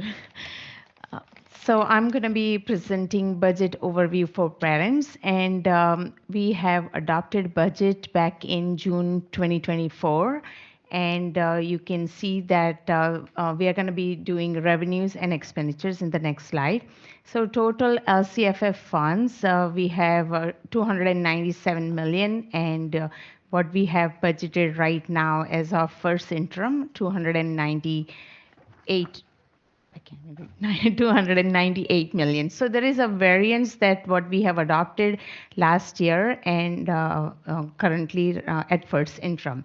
So the total overall budget increase is due to the COLA increase for the year, and also as you can see, the federal revenues are increased, and that's due to the ESSER and title programs carryover that we included from prior year. State revenues are increased, and those are because of some of the programs, expanded learning opportunities program and community schools program carryover, and so mostly is the carryover that we are adding, and that's why you are seeing the increase. The local funds are increased due to the increase in interest revenue that's projected for the year. And this slide is going over the total expenditures that we have budgeted at adoption versus at first interim, and we have increased about 12.2 million in our expenditure budget, and that's mainly because of the ESSER projects that we have to be done spending those funds this year. So those are mainly the expenditures that we have increased. The second area is the total budgeted expenditures in LCAP. So we have included 78.9 million, and there is no change in that. And the third line is the total budgeted expenditure that is for high needs, and that's included in LCAP, and there is no change as well. The expenditures not in the LCAP, and we have the entire general fund. We are not including as part of the LCAP. So you'll see that also increased by 12 million, and that's the same amount that you see the first line because that's the total amount. And is there any questions? All right, Trustee Yamasaki. Thank you. I just had a question about the federal funds. I understand that, things at the Department of Education is kind of like, who knows what's going to happen. But I wanted to find out, are we prepared if, say, we don't get some of the funds? Will it impact this year, or did we receive all the funds for this year? And that's something that we need to think about in subsequent years, or can you give us some ideas about that? Or? Right. Yeah. So far we know that the federal funds, they are on hold, but it's a pause by judge. So it's really, we don't have information, but also it's going to be affecting next year's funding if so. And we are going to be preparing the various scenarios for our second interim reports to see that without those funding, and we have various title fundings and also special ed funding, IDEA. So there are major funding is through federal, and so we will prepare scenarios and see how we can sustain without that. And federal funding represents approximately what percentage of our budget? I'm not 100% sure, but it's about, I would say, 10 to 15%. Okay. I know statewide is about 10%, right? Yeah. For California. So, thank you. Thank you. And I'm going to be handing over to Dr. Lin. Any other questions? Oh. Yeah, I was going to ask how many federal grant programs we have that might be affected, which you can provide to us at a later time. I know you won't know that answer right now. I don't know top of my head, but there are a handful. But mostly is the title programs, and we have Title I, Title II, all the title programs. Right. Those are the ones, and IDA, like I mentioned. So those are the main program that we receive funding for our federal programs. And we can get you more information at second interim if you would like. Thank you. Oh. Okay. So with our federal programs, we do have Title I, which is for our socioeconomically disadvantaged at-risk students. We have our Title II, which is meant for the schools that have those high-need students, and that's for professional development. We have Title III. We have 2 buckets of Title III for our immigrant students as well as our English learners. Then we have Title IV, which it has a 3-way purpose, but it's basically just to enhance our programming at our sites that are, heavily impacted. So we have those. We also have our Native American grant, which is also a title grant. And then also we have our special ed money. So those are the main ones that would be affected. So It's a lot of programs. it is, yes. A lot of really important programs. Okay, thank you. Thank you. Good evening, board members, cabinet, and community. Tonight, I'm pleased to provide a mid-year update on our LCAP goal metric. For Goal 1, academic performance, we continue to see positive trends in student achievement.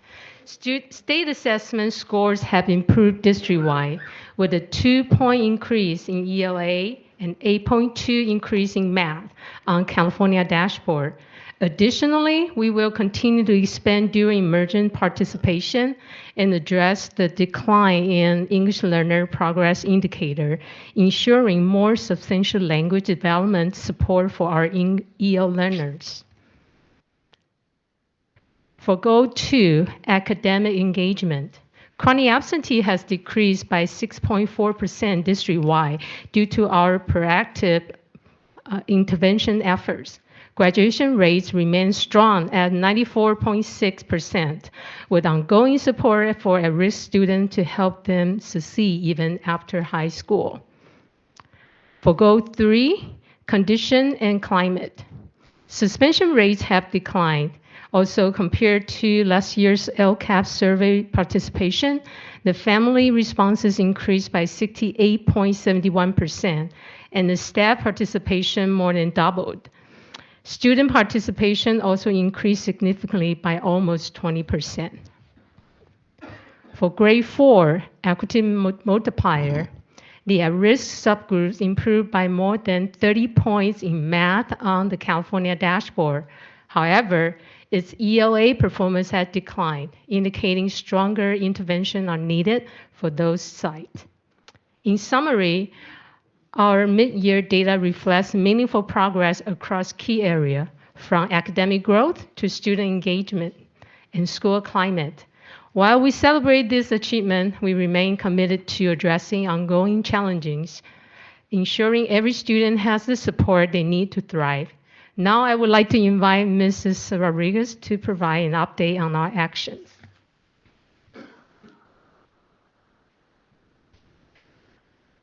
Okay, so now we're going to turn to the actions, which is really the meat of what we do using our LCAP. And what we're sharing is really showing the collaboration that happens amongst all our departments and our divisions, because without all of the support, we can't make this come to life for our students. So the first one we're highlighting, because we know our English learners are really an area that we have to focus on. We talk about we're providing ongoing professional development. We have newcomer support for teachers and ongoing monitoring of our English learner data. So let me give you some examples of the professional development that we're doing. We have monthly GLAD, which is Guided Language Acquisition and Design, for our sites. Every site has a representative that goes to a monthly meeting, and they bring that information back to their teaching staff. Cambridge and Richland took a deep GLAD focus this year, so you will see GLAD across the campus in those 2 schools. We've provided math process thinking for our English learners. We do Path to Proficiency, which is thinking maps, but designed for an English learner to really get into the language of the thinking maps. And for secondary, we've been focusing on ILIT and Words Their Way to supplement their secondary ELD curriculum. Those are just some examples of some of the things our TOSAs in our multilingual department have been providing. We also provide for our teachers by our TOSAs the how-to for Rosetta Stone. Rosetta Stone is a software that we provide for our newcomers. And we also have a training on how to utilize picture cards and GLAD strategies just for newcomers. So again, we're trying to cover the whole gambit in our multilingual department. And also we have our teachers and TOSAs participate in any kind of other projects such as UCI writing project. They'll go to CABE. We have dual immersion trainings offered, and we get our teachers that need that as well out to those conferences and workshops. We've had cognitive coaching for our instructional coaches and TOSAs. And moving on to our elementary support, because we knew that combos were an issue, at the beginning of the year because our schools are getting smaller. So on the second main bullet, we've been able to add 11 additional teachers that were hired just to reduce combos. We started at the schools that had 5 or 6 slated at the beginning of the year, and we were able to reduce those to now 2 or 3 combos at those schools, and only 2 schools right now have 4 combos. And that's partly due to their own fluctuations after the year has started. We also are using funds to provide 74 instructional assistants across our elementary sites. TK, it's required once we have over 12 students in a class to provide an additional adult. That ratio does go down next year to 1 to 10. So, more challenges that we're going to conquer next year.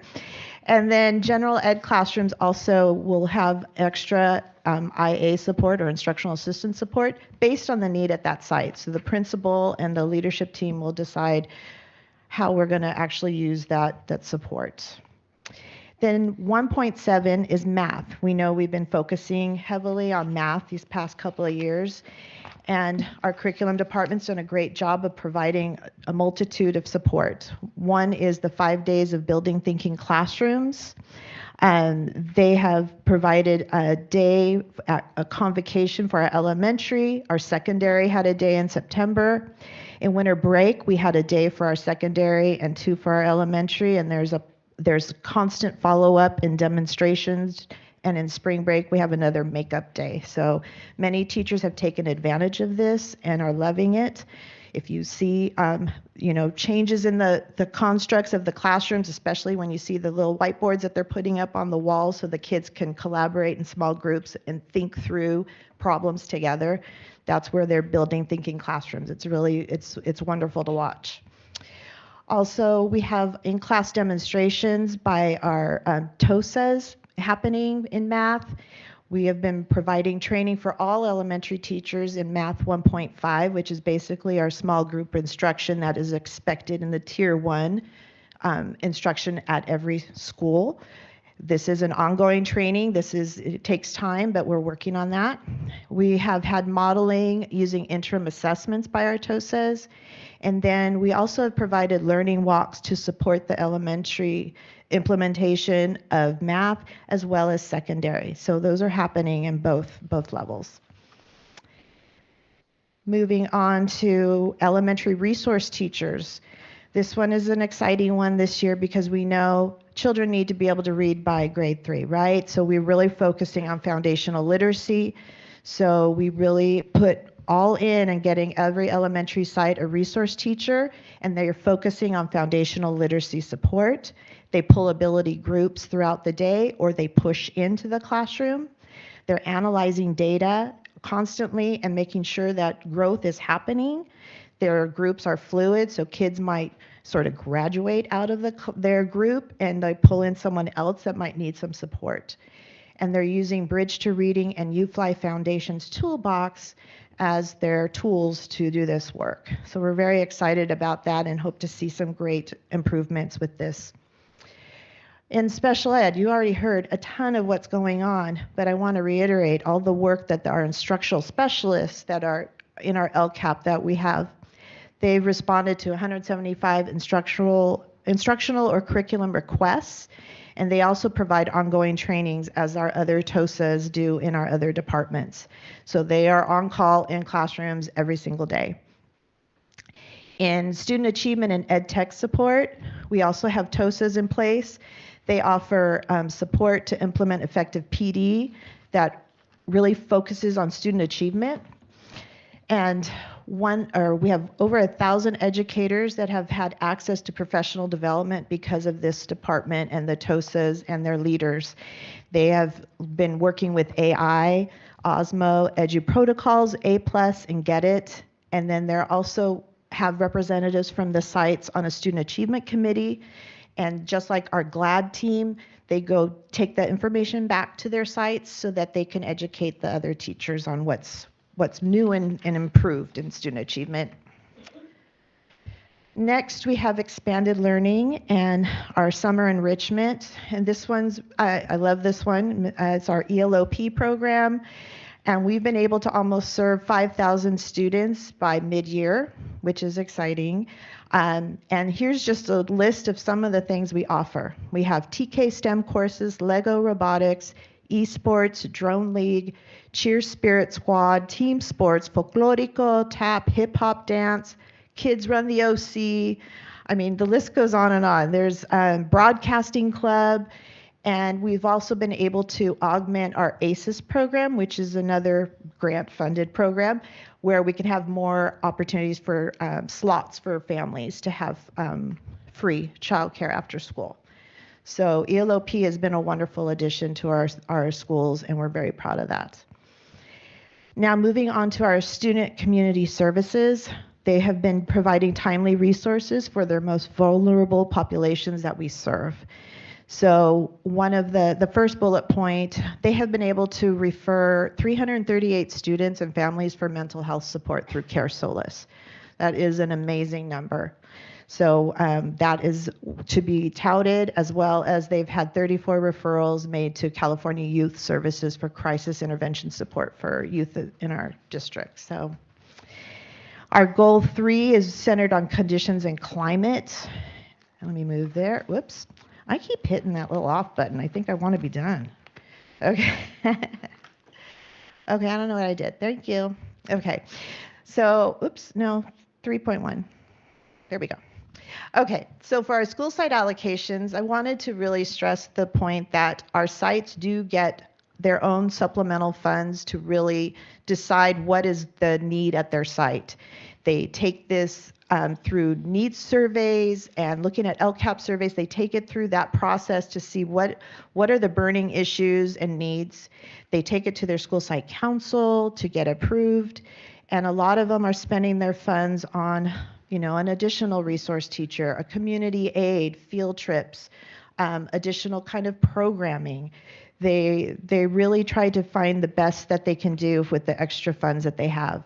They do family engagement activities. So there's a lot of things that they do.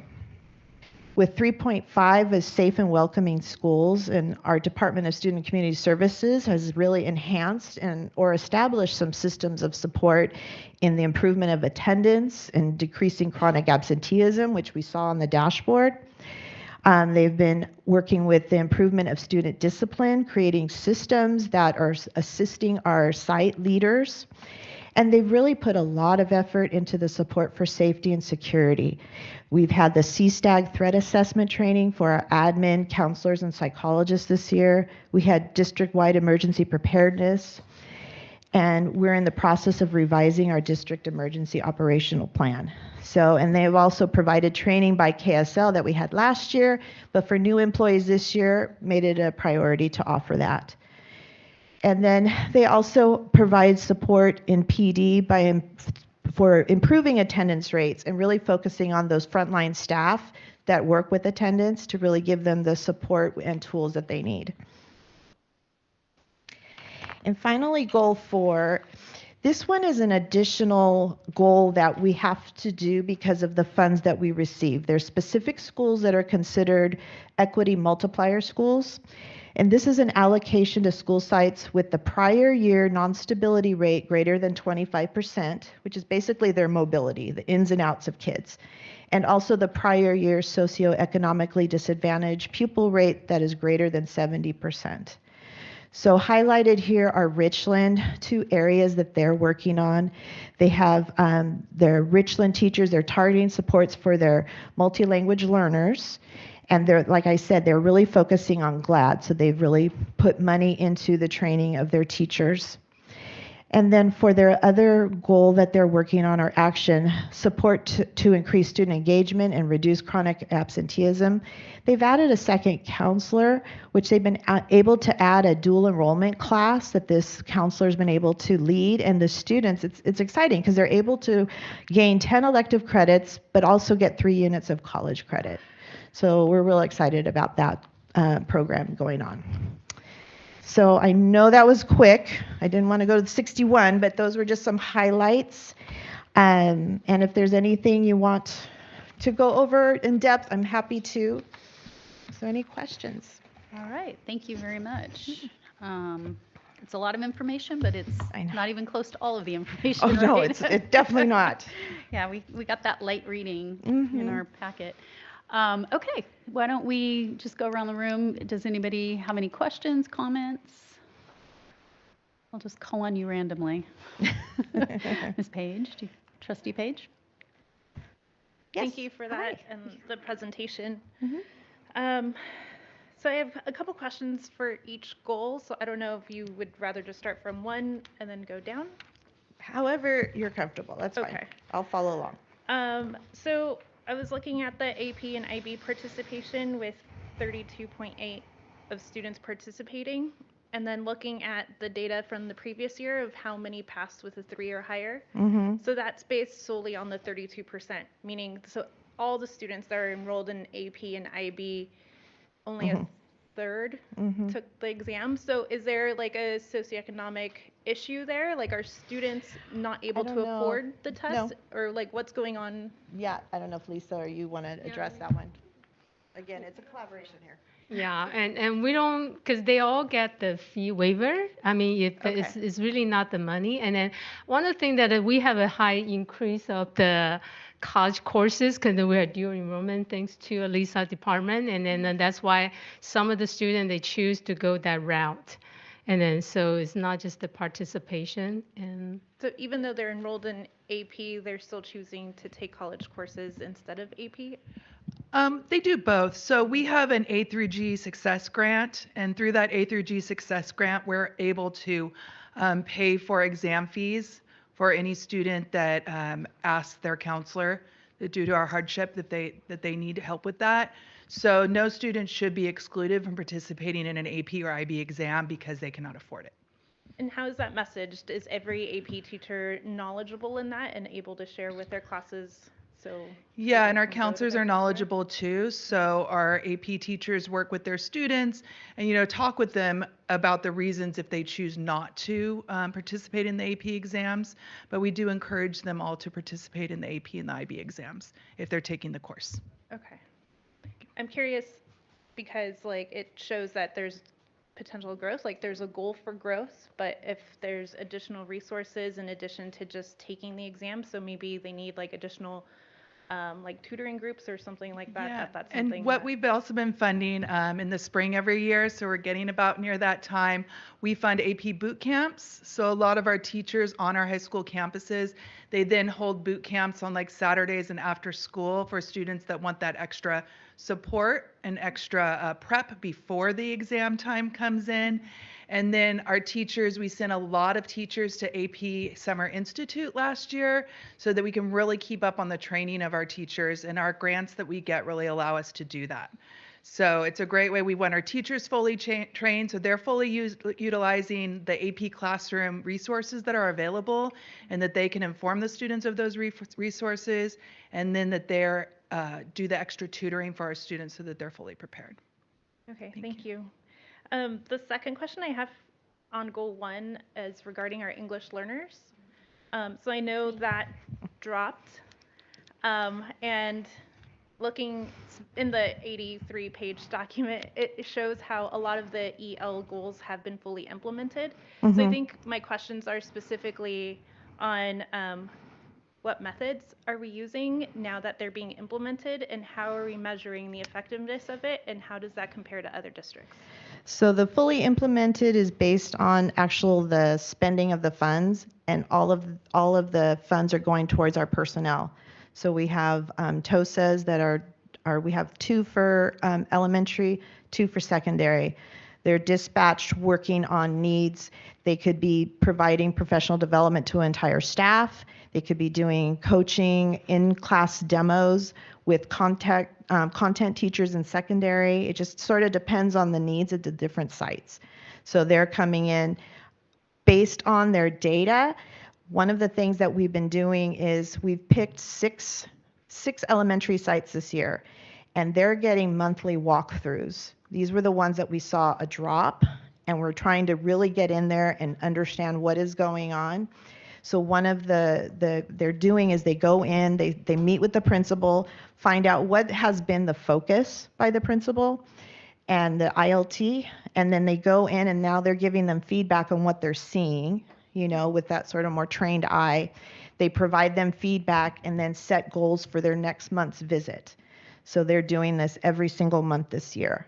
And so we're tracking, we actually have posters if you want to come in Amber Tatch's little office, you can sort of see how they're tracking the data.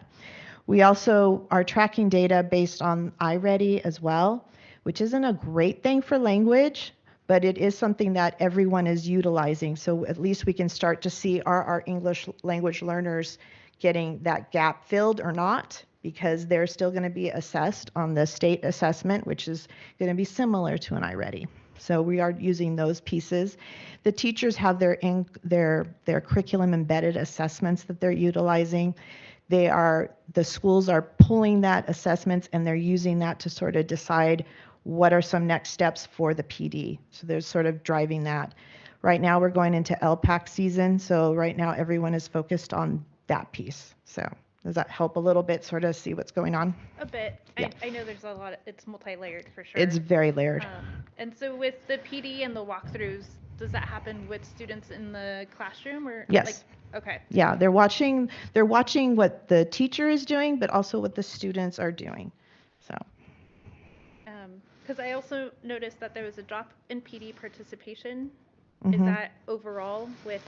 Well, part of it is because when we were offering PD in prior times, we were able to get subs and pull them.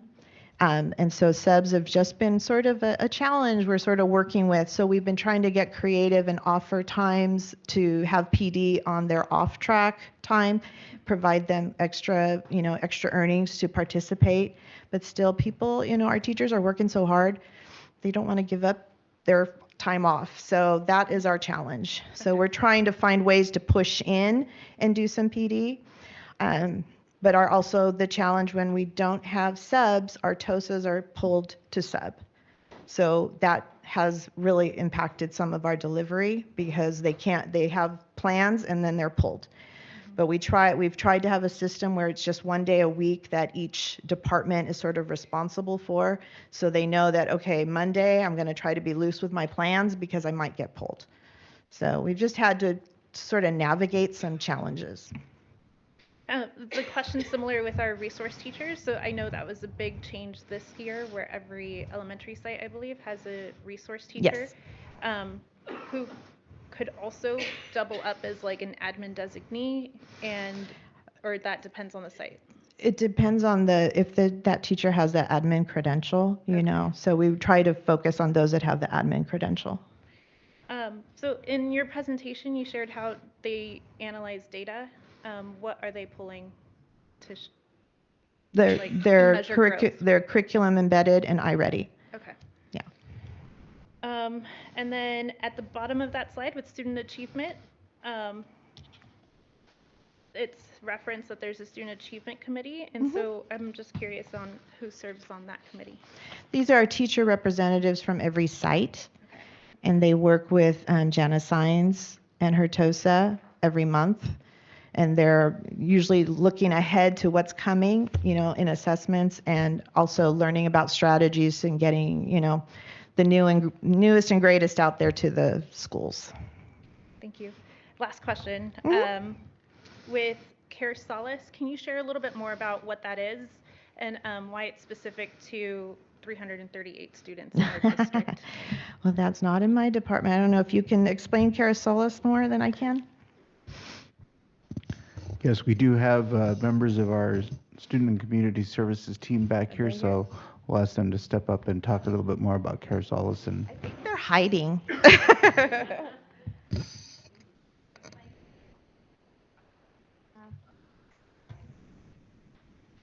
Can you share, Sarah? I can share just a little bit what I know, and it's limited, so they can probably add on. Mhm. I know that when we've had referrals for counselors, Care Solace is a company, I believe, that will find, we can refer parents, it will find different resources for counseling through all kinds of different areas. So correct me if I'm wrong, but I'm pretty sure it hasn't changed. And so it might be through, their insurance or free resources, or, Friendly Center, those type of places. But it's basically outside counseling referrals. And it's for families, For not families, just for students. Yeah. Students, it could be, it could be any of those combinations specific to what they need. There's Mr. Angel, so he could probably give us a little more, as I'm just going to put him on the spot. We were talking about Care Solace. Mr. Angel, there was just a question, and we were kind of describing what it is.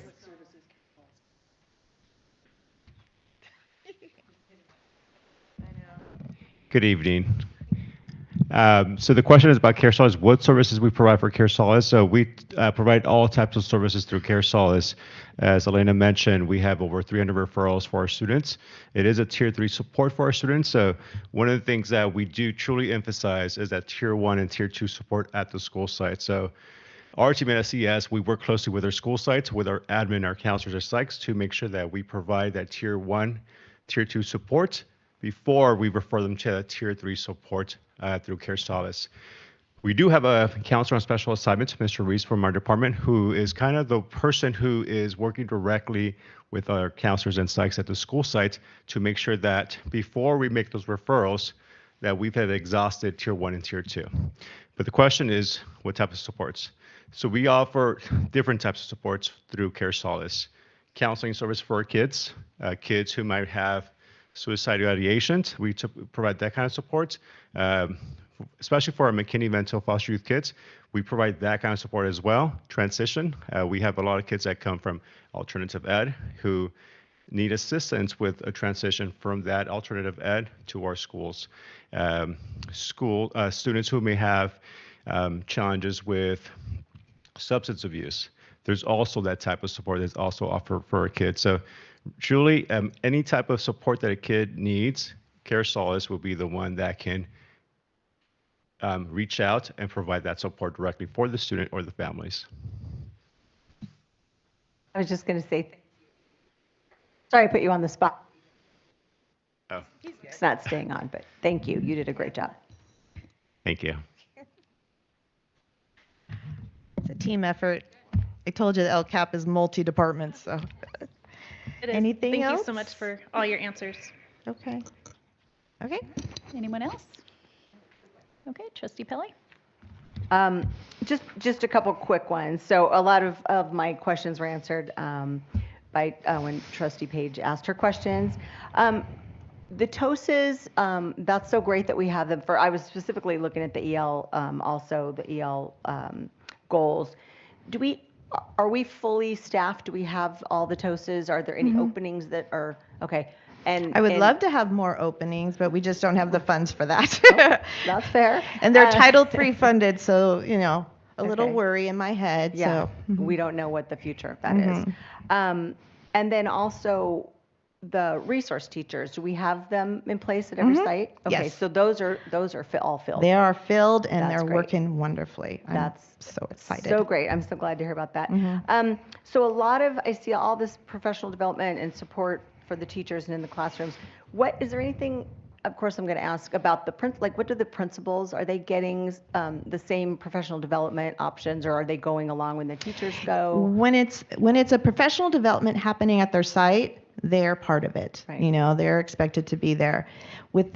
Outside of that we're doing things in our principal meetings. If you recall, we do little snippets here and there. And try to offer the training as they're happening. Our challenges, our principals are just sort of not wanting to leave their sites.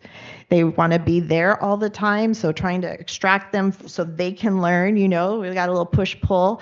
But we're definitely working on it. We've restructured our principals meetings to make sure that we're delivering information to the TK-12 continuum of principals altogether.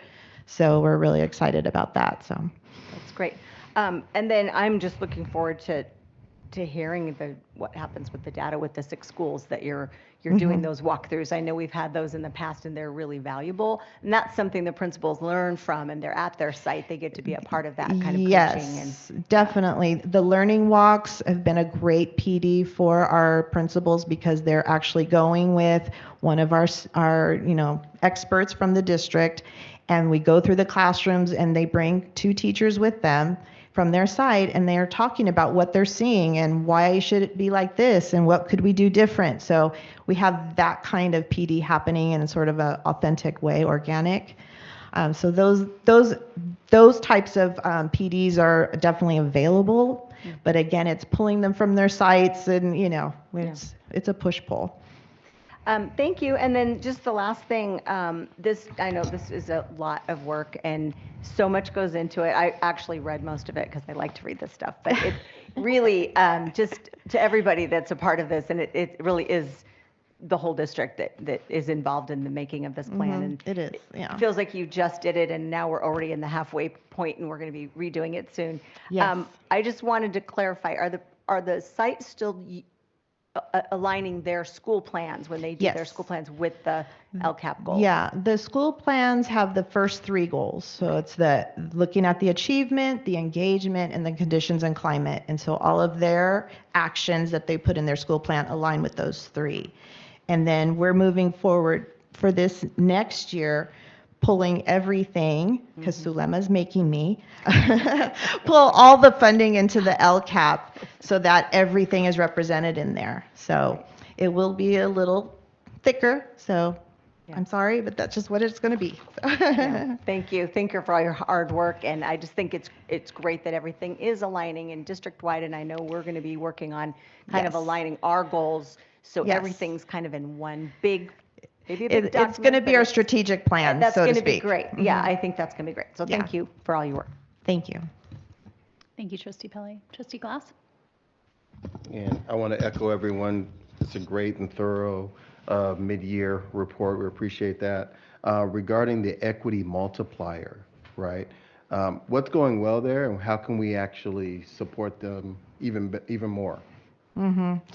Well, the equity multiplier is one of those funds that sort of dropped from the sky. So I think right now they're figuring some of this out.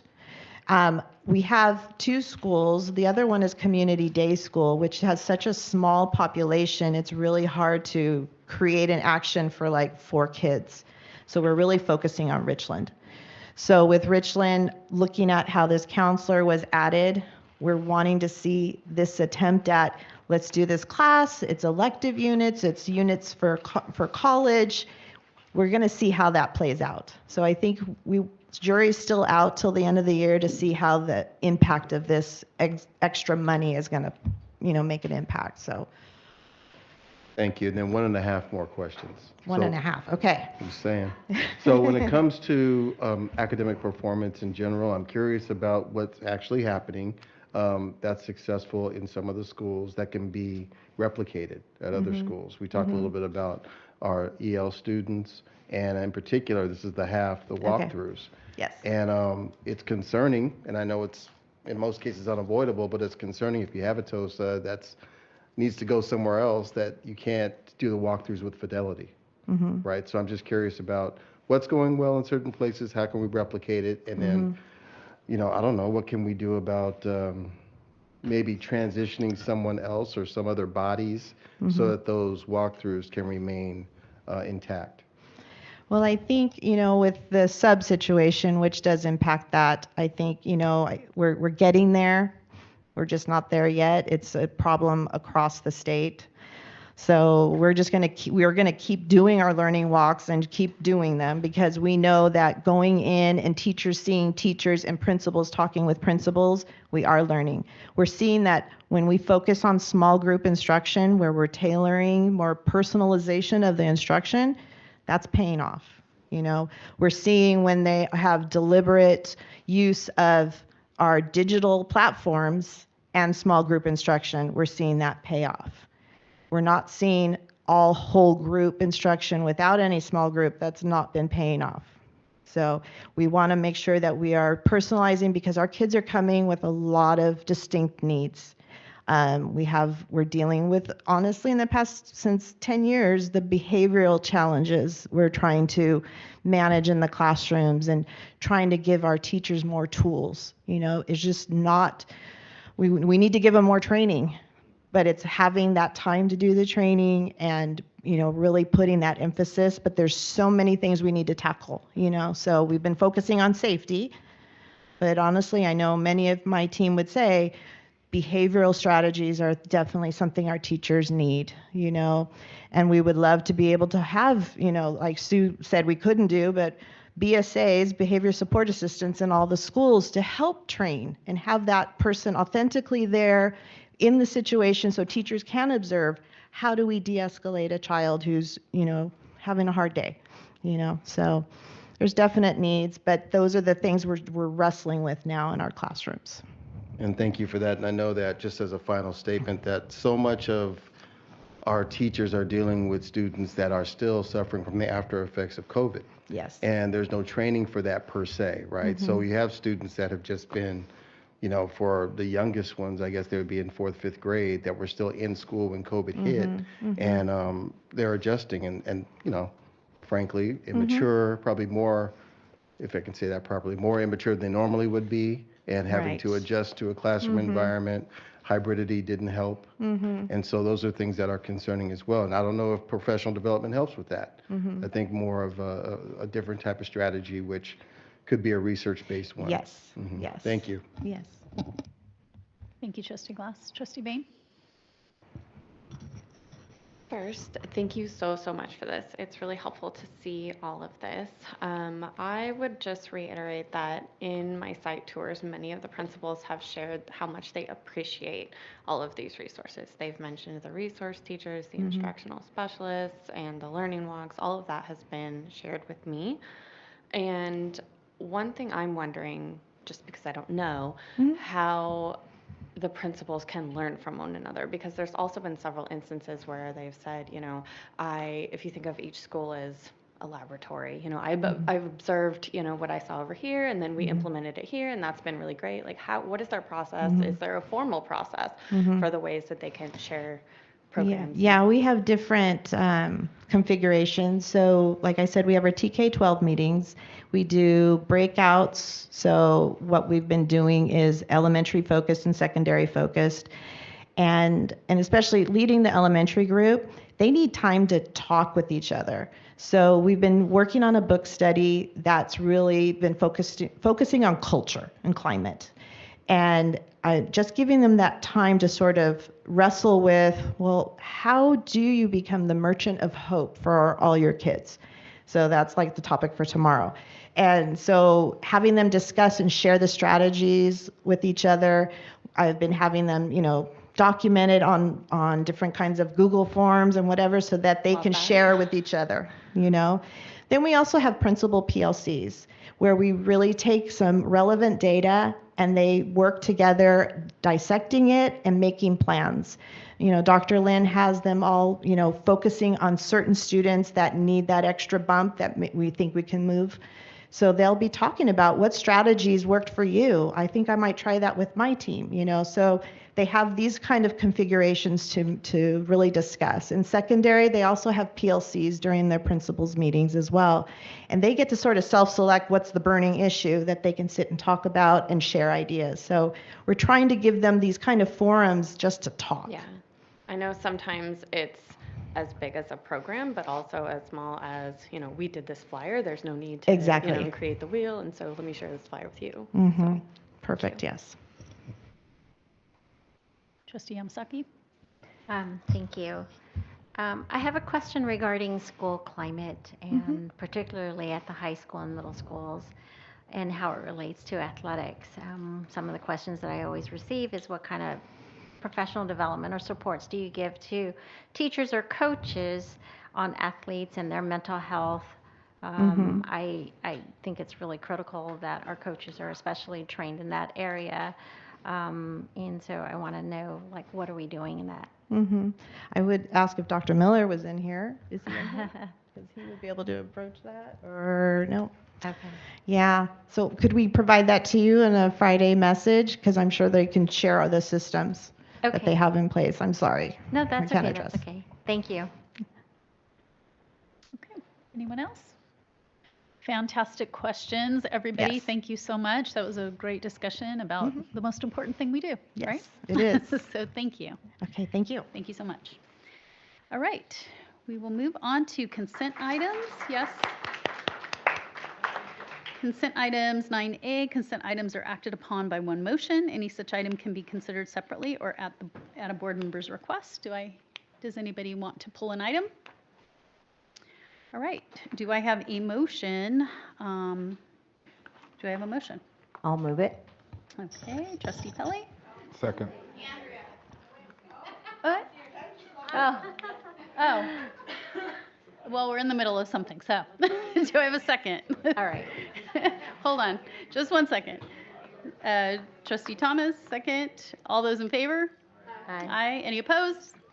Nope. Hearing none. Motion passes 7-0. Okay. Why don't you come back up, Dr. Miller?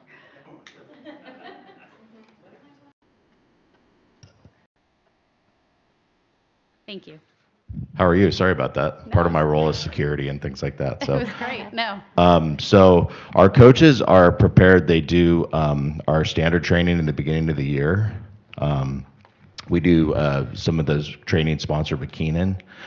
And then also all of the schools have a mission statement that's dedication to, sportsmanship and kids. And, they work with the coaches with PD that way.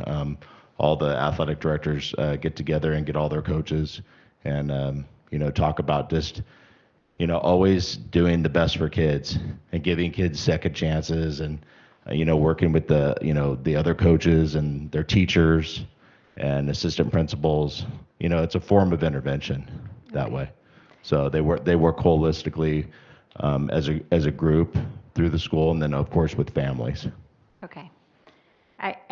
I was asking because that's one of the things that comes up occasionally about, the mental health wellness of our athletes. And so I look forward to hearing more about it, or maybe we can fully understand like what happens in that area. That would be great. I think too, when we see kiddos struggling, we're always connecting students with the counselors, with the caring adults, just having those great relationships on the school campuses, and really personalizing that with the kids and really working with if the issues come up and things like that, whether it be grades, whether it be things at home, et cetera, et cetera. So There seems to be like a unique set of circumstances for athletes in general too. there is, and we understand the, just the added pressures. I think what you're saying, and Right. and so we're really sensitive to that. I think as a team, as an Orange team. So All right. Well, thank you for answering. I know that. thank you, appreciate that. All right. Thank Thank you, Dr. Miller. We appreciate it. Okay, item 17, public comment. We have 6 cards, so 3 minutes each. Excellent. John Sorensen. Oh, you have Are you going to read? Oh, do I have to read the instructions? I think you're okay. Okay. Yeah. I'm a parent of 2 kids in El Modena High School, a sophomore, Ethan, and a freshman, Bella. They are both student athletes. They both maintain a 4.5 to 4.6 GPA. Ethan plays football. He played soccer last year and runs track. Bella plays flag football as a freshman. She played soccer and she's in the middle of starting track season. We are very blessed. My kids have done extremely well and they work hard and they're great kids. They enjoy their sports and have played soccer since they were 3. My son Ethan is a quarterback and it takes a lot of extra effort and work and he works hard at that. He wants to pursue that. He has put off soccer this year to prepare as a junior to take the quarterback role at El Medina, and he's very excited. We throw quite often, but we have a challenge with that. And it's really around two issues. I went on my phone the other day, we were talking at school, and I counted how many times we were able to work at Elmo, and that was one time in the past year on our own. And we had 45 times where we had to go to Foothill, Yorba Linda, Tustin, Corona del Mar, UCI, other schools. And it's primarily because we do not have access to a football field or a track at El Medina. We have Fred Kelly Stadium, but in the year and a half that Ethan's been there, we have been able to use the track at Fred Kelly. He's also a hurdler, and he needs access to hurdles to practice. We've been able to use that one time. No, I'm sorry. We've been able to use that 0 times. We've been able to use the football field, or he has, I should say. Since the football season ended, for example, 3 months ago, he's been able to access the football field at Fred Kelly once to throw a football. We do not have a football field at El Medina High School. We do not have a track at El Medina High School. We have students that want to work hard and get better, and we have to go somewhere else. It costs time, it costs money, it's difficult on some of the parents. I have seen about 15 fellow football players that want to work hard on an extra basis, and they cannot do it at their school. They don't have a field. What I would ask for is some creativity, perhaps, some thought process, and some open minds that could figure out how we could fix this problem. Thank you. Carlos Sanchez. Before we continue, may I ask a question for clarity? Is the speaker talking about practicing on his own time? Or with a team or independently? For example, Canyon had, I think we mentioned earlier, their soccer game today, correct? Their playoff soccer game. Because of that, our track team could not practice or use the field. So it's a team. It's That's both. all I wanted to know. There are team issues that prohibit us from being able to use our field because of the shared facility. Okay, thank you. That's what I wanted to find out. And Karen Brown. Yeah, go ahead.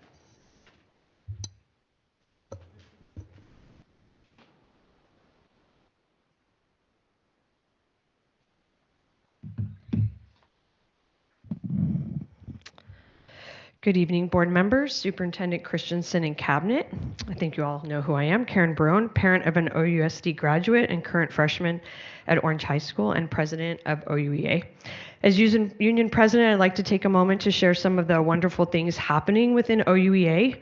One of our recent initiatives has been offering free yoga classes at the union office thanks to the generosity of Rayanne Little. This has provided our members with the space to focus on their well-being, which has been greatly appreciated. Additionally, we've hosted 3 collaborative meetings this year for elementary teachers who teach combination classes. These meetings have served as a valuable space for educators to share their ideas on curriculum, classroom management, and unique challenges of teaching 2 grade levels. We look forward to continuing these sessions next year. Our exec board members, including some who are here tonight, have been making school site visits during lunchtime to connect with certificated staff, listen to their concerns, and hear about the great things happening at each site. These visits have been insightful and have helped strengthen communication and collaboration between school sites and OUEA. Looking ahead, we're excited to be planning an event in April to celebrate our certificated members who have transitioned from temporary to probationary status. Recognizing these milestones is important, and we're pleased to honor our colleagues in this way. And thank you for including the OUEA Executive Board in the superintendent search. It demonstrates a partnership between all levels of staff, and it's greatly appreciated. I also want to thank the curriculum department for the Building Thinking Classrooms PD. I've heard really amazing feedback. I have not gone to it, but I've heard great feedback from teachers. And thank you to the Ed Tech department for the EduProtocols PD. As an EduProtocols leader, and I love them, I appreciate the support from Randy Colsett and the continued PD during the year and over the summer for all of those that are continuing with that practice. And I want to express my appreciation for the opportunity to collaborate with this board and district leadership. Superintendent Christensen's report last month highlighted the key areas for study, including potential school consolidation, staff workloads, and streamlining parent communication platforms. We recognize these discussions will bring challenges and require difficult decisions, but with open communication and collaboration among all community partners, I believe we can navigate this process in a thoughtful and positive way. And thank you for your ongoing efforts and for being present as school board members at school sites and events. Your engagement is truly valued. And I want to wish everyone a restful and enjoyable 4-day weekend. I will be sleeping.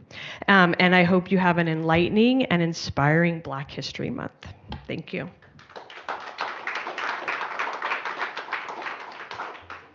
Carrie Liddell.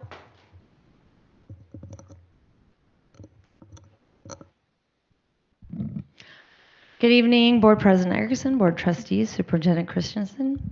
My name is Carrie Lundell, and as you could see already, I'm a CTE art teacher at Yorba, the head track coach at Orange High, and OUSD parent of 4.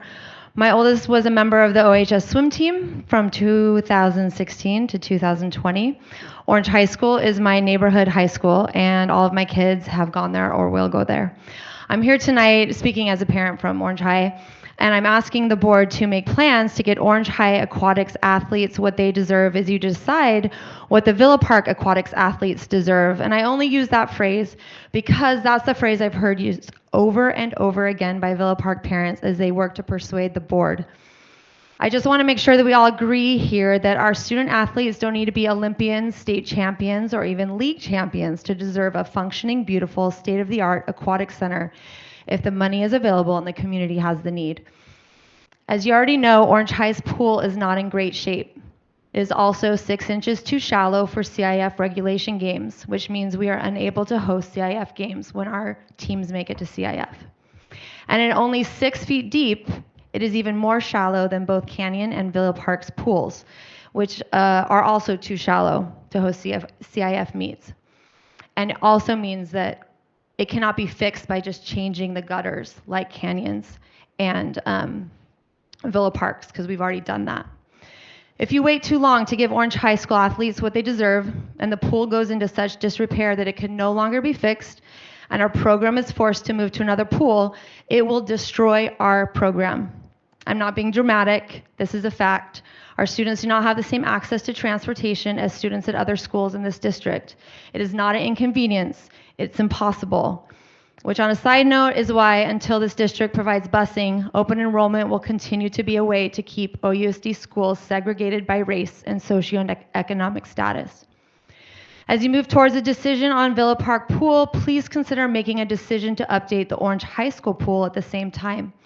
The Orange High community won't ask for an equal 50-meter pool, but I don't think it's too much to ask for a pool that's the recommended 7 feet deep for dive safety, or at least 6'5" or 6.5 foot deep, so we can host our own CIF playoff games, or a new pool that won't break down so we don't lose our entire aquatics program. Our kids don't have club swim to go to. Our kids don't have pools to go home to. Our kids come and do sports as a way to have a break from some of them very hard lives. Our kids come to swim to learn how to swim, some of them. So there's lots of really special and deserving things going on at all the schools. So I just want to make sure that everyone gets what they need.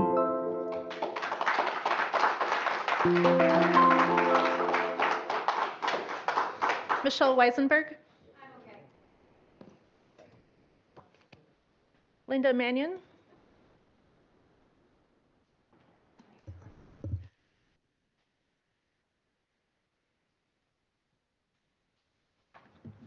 Good evening, Board. Thank you for allowing me to speak today. My name is Linda Mannion, and I'm a proud mom of an Elmo 2020 graduate, 2023 graduate, and soon to be 2025.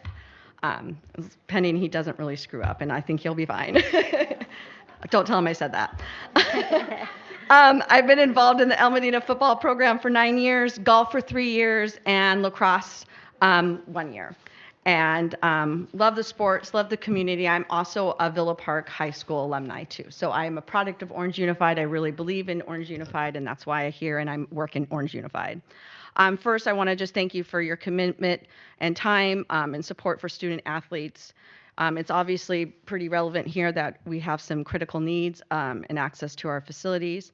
Where Elmo, as you heard earlier, doesn't have the access to the field and turf. We really would love to replace our grass area with turf so we have access all the time for our students.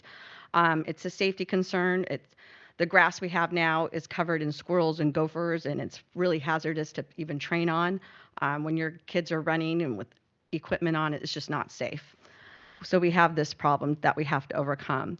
And also a problem with our athletic programs are growing, which is awesome. This year we have 3 levels of football. We also had 2 levels of flag football. All 5 programs were using and accessing the field at the same time. It's not safe, it's hazardous. With the increase in athletes, we need to provide more budget lines for that and supports for our coaches and staff and equipment. And so we're asking you to put that in there. So as our middle school and high schools are building our programs, we need your guys' added support to do that. We also do appreciate the investment that recently that we've had in Elma helmets and shoulder pads that were given over the past 3 years to our football program. We encourage you to continue to make this investment. Helmets are $500 a piece per child, and it's a safety thing. Those new Rydell ProFlex helmets really do protect the heads. Both my sons went through 4 years at El Medina, and neither one of them had a concussion. And I really believe it's because of the equipment that we had. My first son, I had to actually buy him his own helmet because the program didn't have that top grade of helmets now. So it really is a safety issue. Our students at El Medina, unfortunately, don't have the money to just parents to throw down money. We try to keep the obligation super low, and we fundraise a lot. It's a $225,000 program that we have to fund ourselves, and we work really, really hard for every single penny we have. So anything that there's never any overs. We're always scrapping to do it. So we really appreciate your help. Thank you.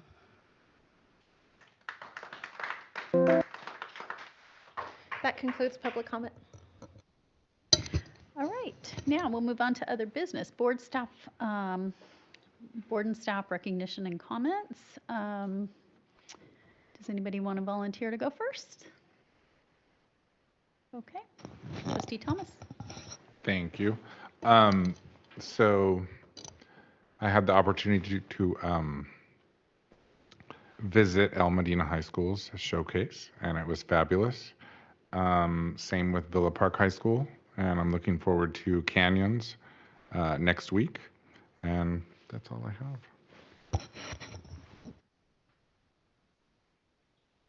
So quickly, I also went to Villa Park and Elmo. I just wanted to do kind of a general thank you. The high school showcases really are just a great community event. There's so many people involved in putting it together, so just a general thank you to everyone. I mean, from classified and all the staff and district administrators, parents, the programs that are going on, the volunteers, having all of the different groups perform. It's just a really nice community event. So if you haven't gone to one, go to Canyons next week, and then try to get to all of them next year, because it really is. It's just a nice event. Really enjoyed that. So thank you. Kind of a personal note, I just wanted to do a quick thank you to our Villa Park City Council and Mayor Nicole Jones. I had the honor of receiving my husband and I receiving a Distinguished Citizens Award for January.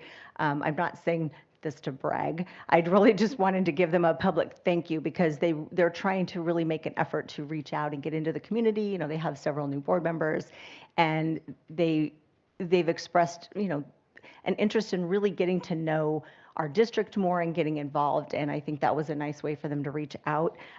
We also received something from Pat Buttress through Supervisor Don Wagner's office. But the highlight of the night, on just a purely personal note, they honored my mom with a certificate because she turned 100 years old, and that was amazing. So they did a whole thing for her, again with a Supervisor Don Wagner certificate from his office. And then I wanted to thank members of the community, the district, our own cabinet, a lot of our teachers in classrooms. Shannon Brown, I don't think is here, but my mom got over 100 cards and posters and things to put up in her room. Her room is still decorated. Some of our TK classes sent cards and posters. One of our first and second grade classes from Fletcher, a couple of the Fletcher classes, I think Serrano as well. Michelle Deibner, I know here at the district office, sent cards around, but it just was a really neat thing. And I saw just recently on, I think it was Olive, and I didn't look up the name, but one of the teachers for 100th day of school, a lot of the students dress up like they're 100 years old. So I sent a picture saying, well, this is what 100 years old looks like. This is my mom. She looks pretty good. But one of the teachers there had her 100-year-old mother come in to talk to the kids. And she looked amazing. So just thank you to her. And it's nice to see that we're celebrating our elderly citizens, because in other countries it's a whole different thing. There's so much more respect, and I just felt really honored for that. But I just think it's an important thing. I think it was fun that we did the 100th day, but just to kind of keep in mind that those are really important people in our community, and we need to make sure we reach out to them, whether they can come to us or we can have the schools do special things. That's just a really great thing. So that was purely personal, but thank you for indulging me in that.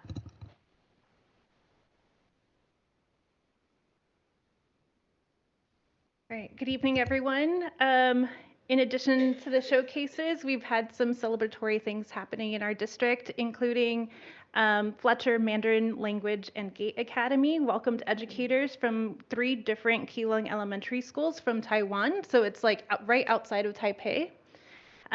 With this new partnership, they visited for several days, but spent a day at Fletcher visiting classrooms, wanting to see how we do Mandarin immersion programs, but also wanted to see some of our traditional programs. And in addition to that, Trustee Yamasaki and many district administrators also joined us that day to help welcome them. And then in the conclusion of the tour, we had a signing of a new sister school agreement. So one of the principals we had visited and some of our Fletcher students had known, because when we visited Taipei, we had visited and spent the day at her elementary school. So now she came to visit Fletcher. And so it was great to continue on that partnership with expanding global education. After that visit, we came to the district office because they wanted to learn more about special education. Taiwan is moving towards more inclusive practices, and so they were able to hear from our great special ed department and their award-winning strategies. And so they heard a more in-depth presentation that was given earlier tonight. So thank you so much to our special ed team for teaching our global educators on the great practices that you have going on in our district. And like President Erickson shared, there's the conditions of children in Orange County. So this is like an in-depth report with a lot of different data points. First 5 assists in creating this report, and specifically anything related to 0 to 5. So it could be anything from housing all the way through health conditions, and we have additional funds focusing on perinatal health. So those are some of the indicators that are new in the report in addition to childcare. So there's 3 different things of why this report is so crucial, mainly to identify trends. And in the last 10 years, we're able to see what's improving or what's worsening within our communities, whether it's in health, economic well-being, education, or safety. And then also we can identify different disparities, and the report really highlights various demographics, but it focuses on race and ethnicity, and then socioeconomics within school districts. And in addition to that, which is my area of expertise and work that I do every single day, is develop data-informed solutions. So some of the work that I do along with my colleagues at First Five is analyze the data that is represented in this report to create different programs and bridge the access to resources to really support a lot of the students within our school district. So we work with cities and school districts to create specific plans based on the needs within each community.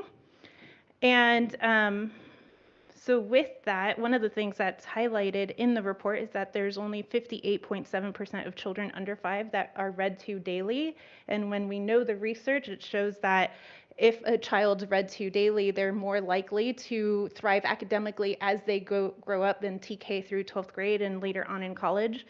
Knowing that that's the condition of the children that are coming into our school district, I think it's really important that as educators, we know the condition that is happening. And like Ms. Rodriguez shared earlier tonight, that if we know that there's different behaviors coming into our school district, how are we supporting kids and their families as they come in? So some of the, those are some of the discussions that we're having, knowing that that's what we're seeing, a decline in social emotional development, mainly through different communication areas.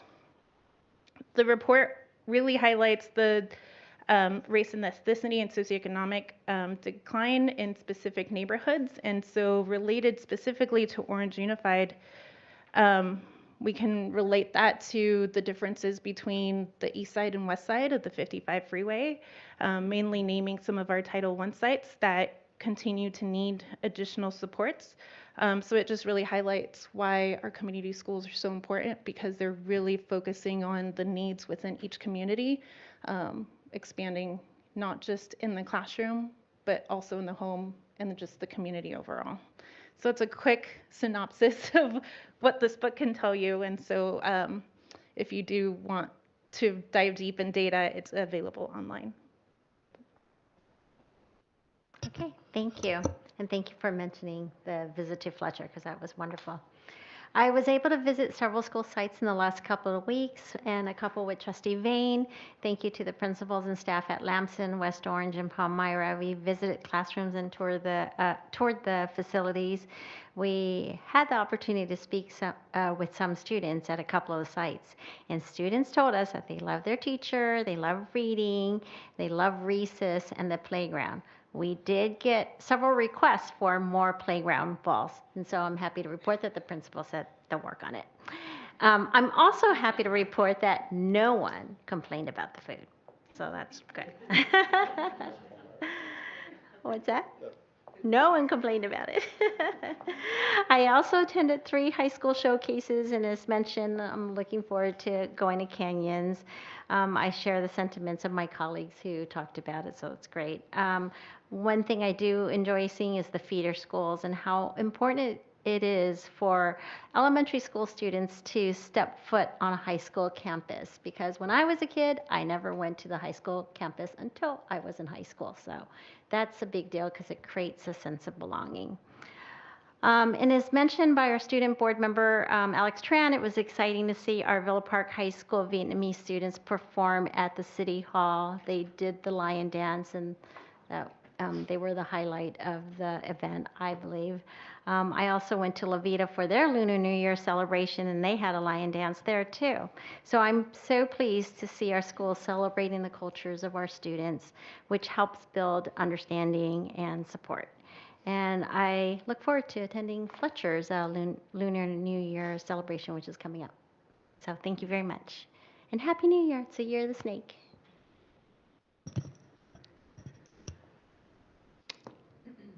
So the kids said they wanted balls, and then the principal said, well, if you would put the balls back where they belong, then maybe we wouldn't have this need, which is something I identify with also with my own young children. There's been a lot of celebrating tonight. We've celebrated our counselors, our CTE programs, our special education program, and also Black History Month. I would like to also reiterate my commitment to equal protection, and I really appreciate Michael Christensen and Chris Erickson's discussion of this at the beginning of the meeting. So thanks for that. Thank you, Dr. Vang. I appreciate you mentioning that as well. I want to start off by thanking our superintendent and our board president for not making that acknowledgement. I think it was important for our community to know the level of commitment we have, not just for them as students, but as families. I think it's critical to remind ourselves, as you know, our trustee Page just mentioned, and one of the bones of contention to some is that we do have a divided district with regards to socioeconomics. And that brings me to what Carrie Lindell mentioned today at the podium with respect to, I'm going to say the word equity. And the fact is that's been the case at Orange with regards to the pool. But I digress. I think it's important to really make sure that we understand that we're a family. You know, we're a community. We're working together. It's our children. It's not just one group or another group or one high school and another high school or various other organizations. As educators, which I am one, we take the students that are before us. We teach the students that are before us. We care about, dare I say, love the students that are before us. And I think it's critical to remind ourselves of that. And the conditions of our children with respect to the document that was passed out to us by Vicente Sarmiento is critical to not just review, but just to take that as research and utilize that in a positive way. I want to acknowledge Lunar New Year. I think it's critical to, as Trustee Yamasaki just mentioned, to embrace all cultures. And I want to finally say a couple of things about Black History Month before I go to talking about John Haug at Elmo. Black History Month, I know many of us know that February, and if you watch comedy, you know, it's always the shortest month, all these things, you know. But, you know, the history of it is different and it's rich because reality-wise, Carter G. Woodson and the Association for the Life of African American Life and History developed, in this case, Negro History Week. The first day of the acknowledgement, the reason why it's a week is because of today, February 12, which is the date of the birthday of Abraham Lincoln. And the 14th, not because it's Valentine's Day, but because it's the adopted birthday of Frederick Douglass. That's why it's this week. It was expanded to a month under the administration of President Carter, well, between Carter and Ford. And the idea behind Carter G. Woodson was to not celebrate this every week or every month. And I think that's a common misconception. His opinion was, and his hope was that it would be incorporated into American history. And as we talk about that, we talk about ethnic studies because it's a mosaic, right? It's not just an isolated time where February is the only time we talk about Black history. And it's no different than having people join the Football Hall of Fame, the Baseball Hall of Fame. You can't tell the story of America without talking about fill in the blank. We have to start thinking in those terms, in my opinion. If we do not, then yeah, we're going to fight about the nuances of things rather than embrace the whole. I'm so thankful for John Hogg, in conclusion, for inviting me to his class and speaking to 3 classes over a couple of days and being able to not only tell my story as an educator here in Orange Unified, but also my goal for them as students to really be aspirational when it comes to what they want to do, whatever it is they want to do. And I got an opportunity to invite a young man, Javen, in order to go to the 100 Black Men of Orange County, for which I'm a member, and just join us for a Saturday, which was a career day. And I thought that he had a great time there. And I think it's important for all of us to just join each other in those cross-cultural events. So thank you all very much. I appreciate that. Thank you again, Superintendent Christensen, for that statement, and for you, President Erickson, for making your statement as well. I think it's critical. Thank you. Thank you. I think we are at the end of the meeting. Is there anything anybody else wants to add? All right, meeting is adjourned at 9:40 p.m.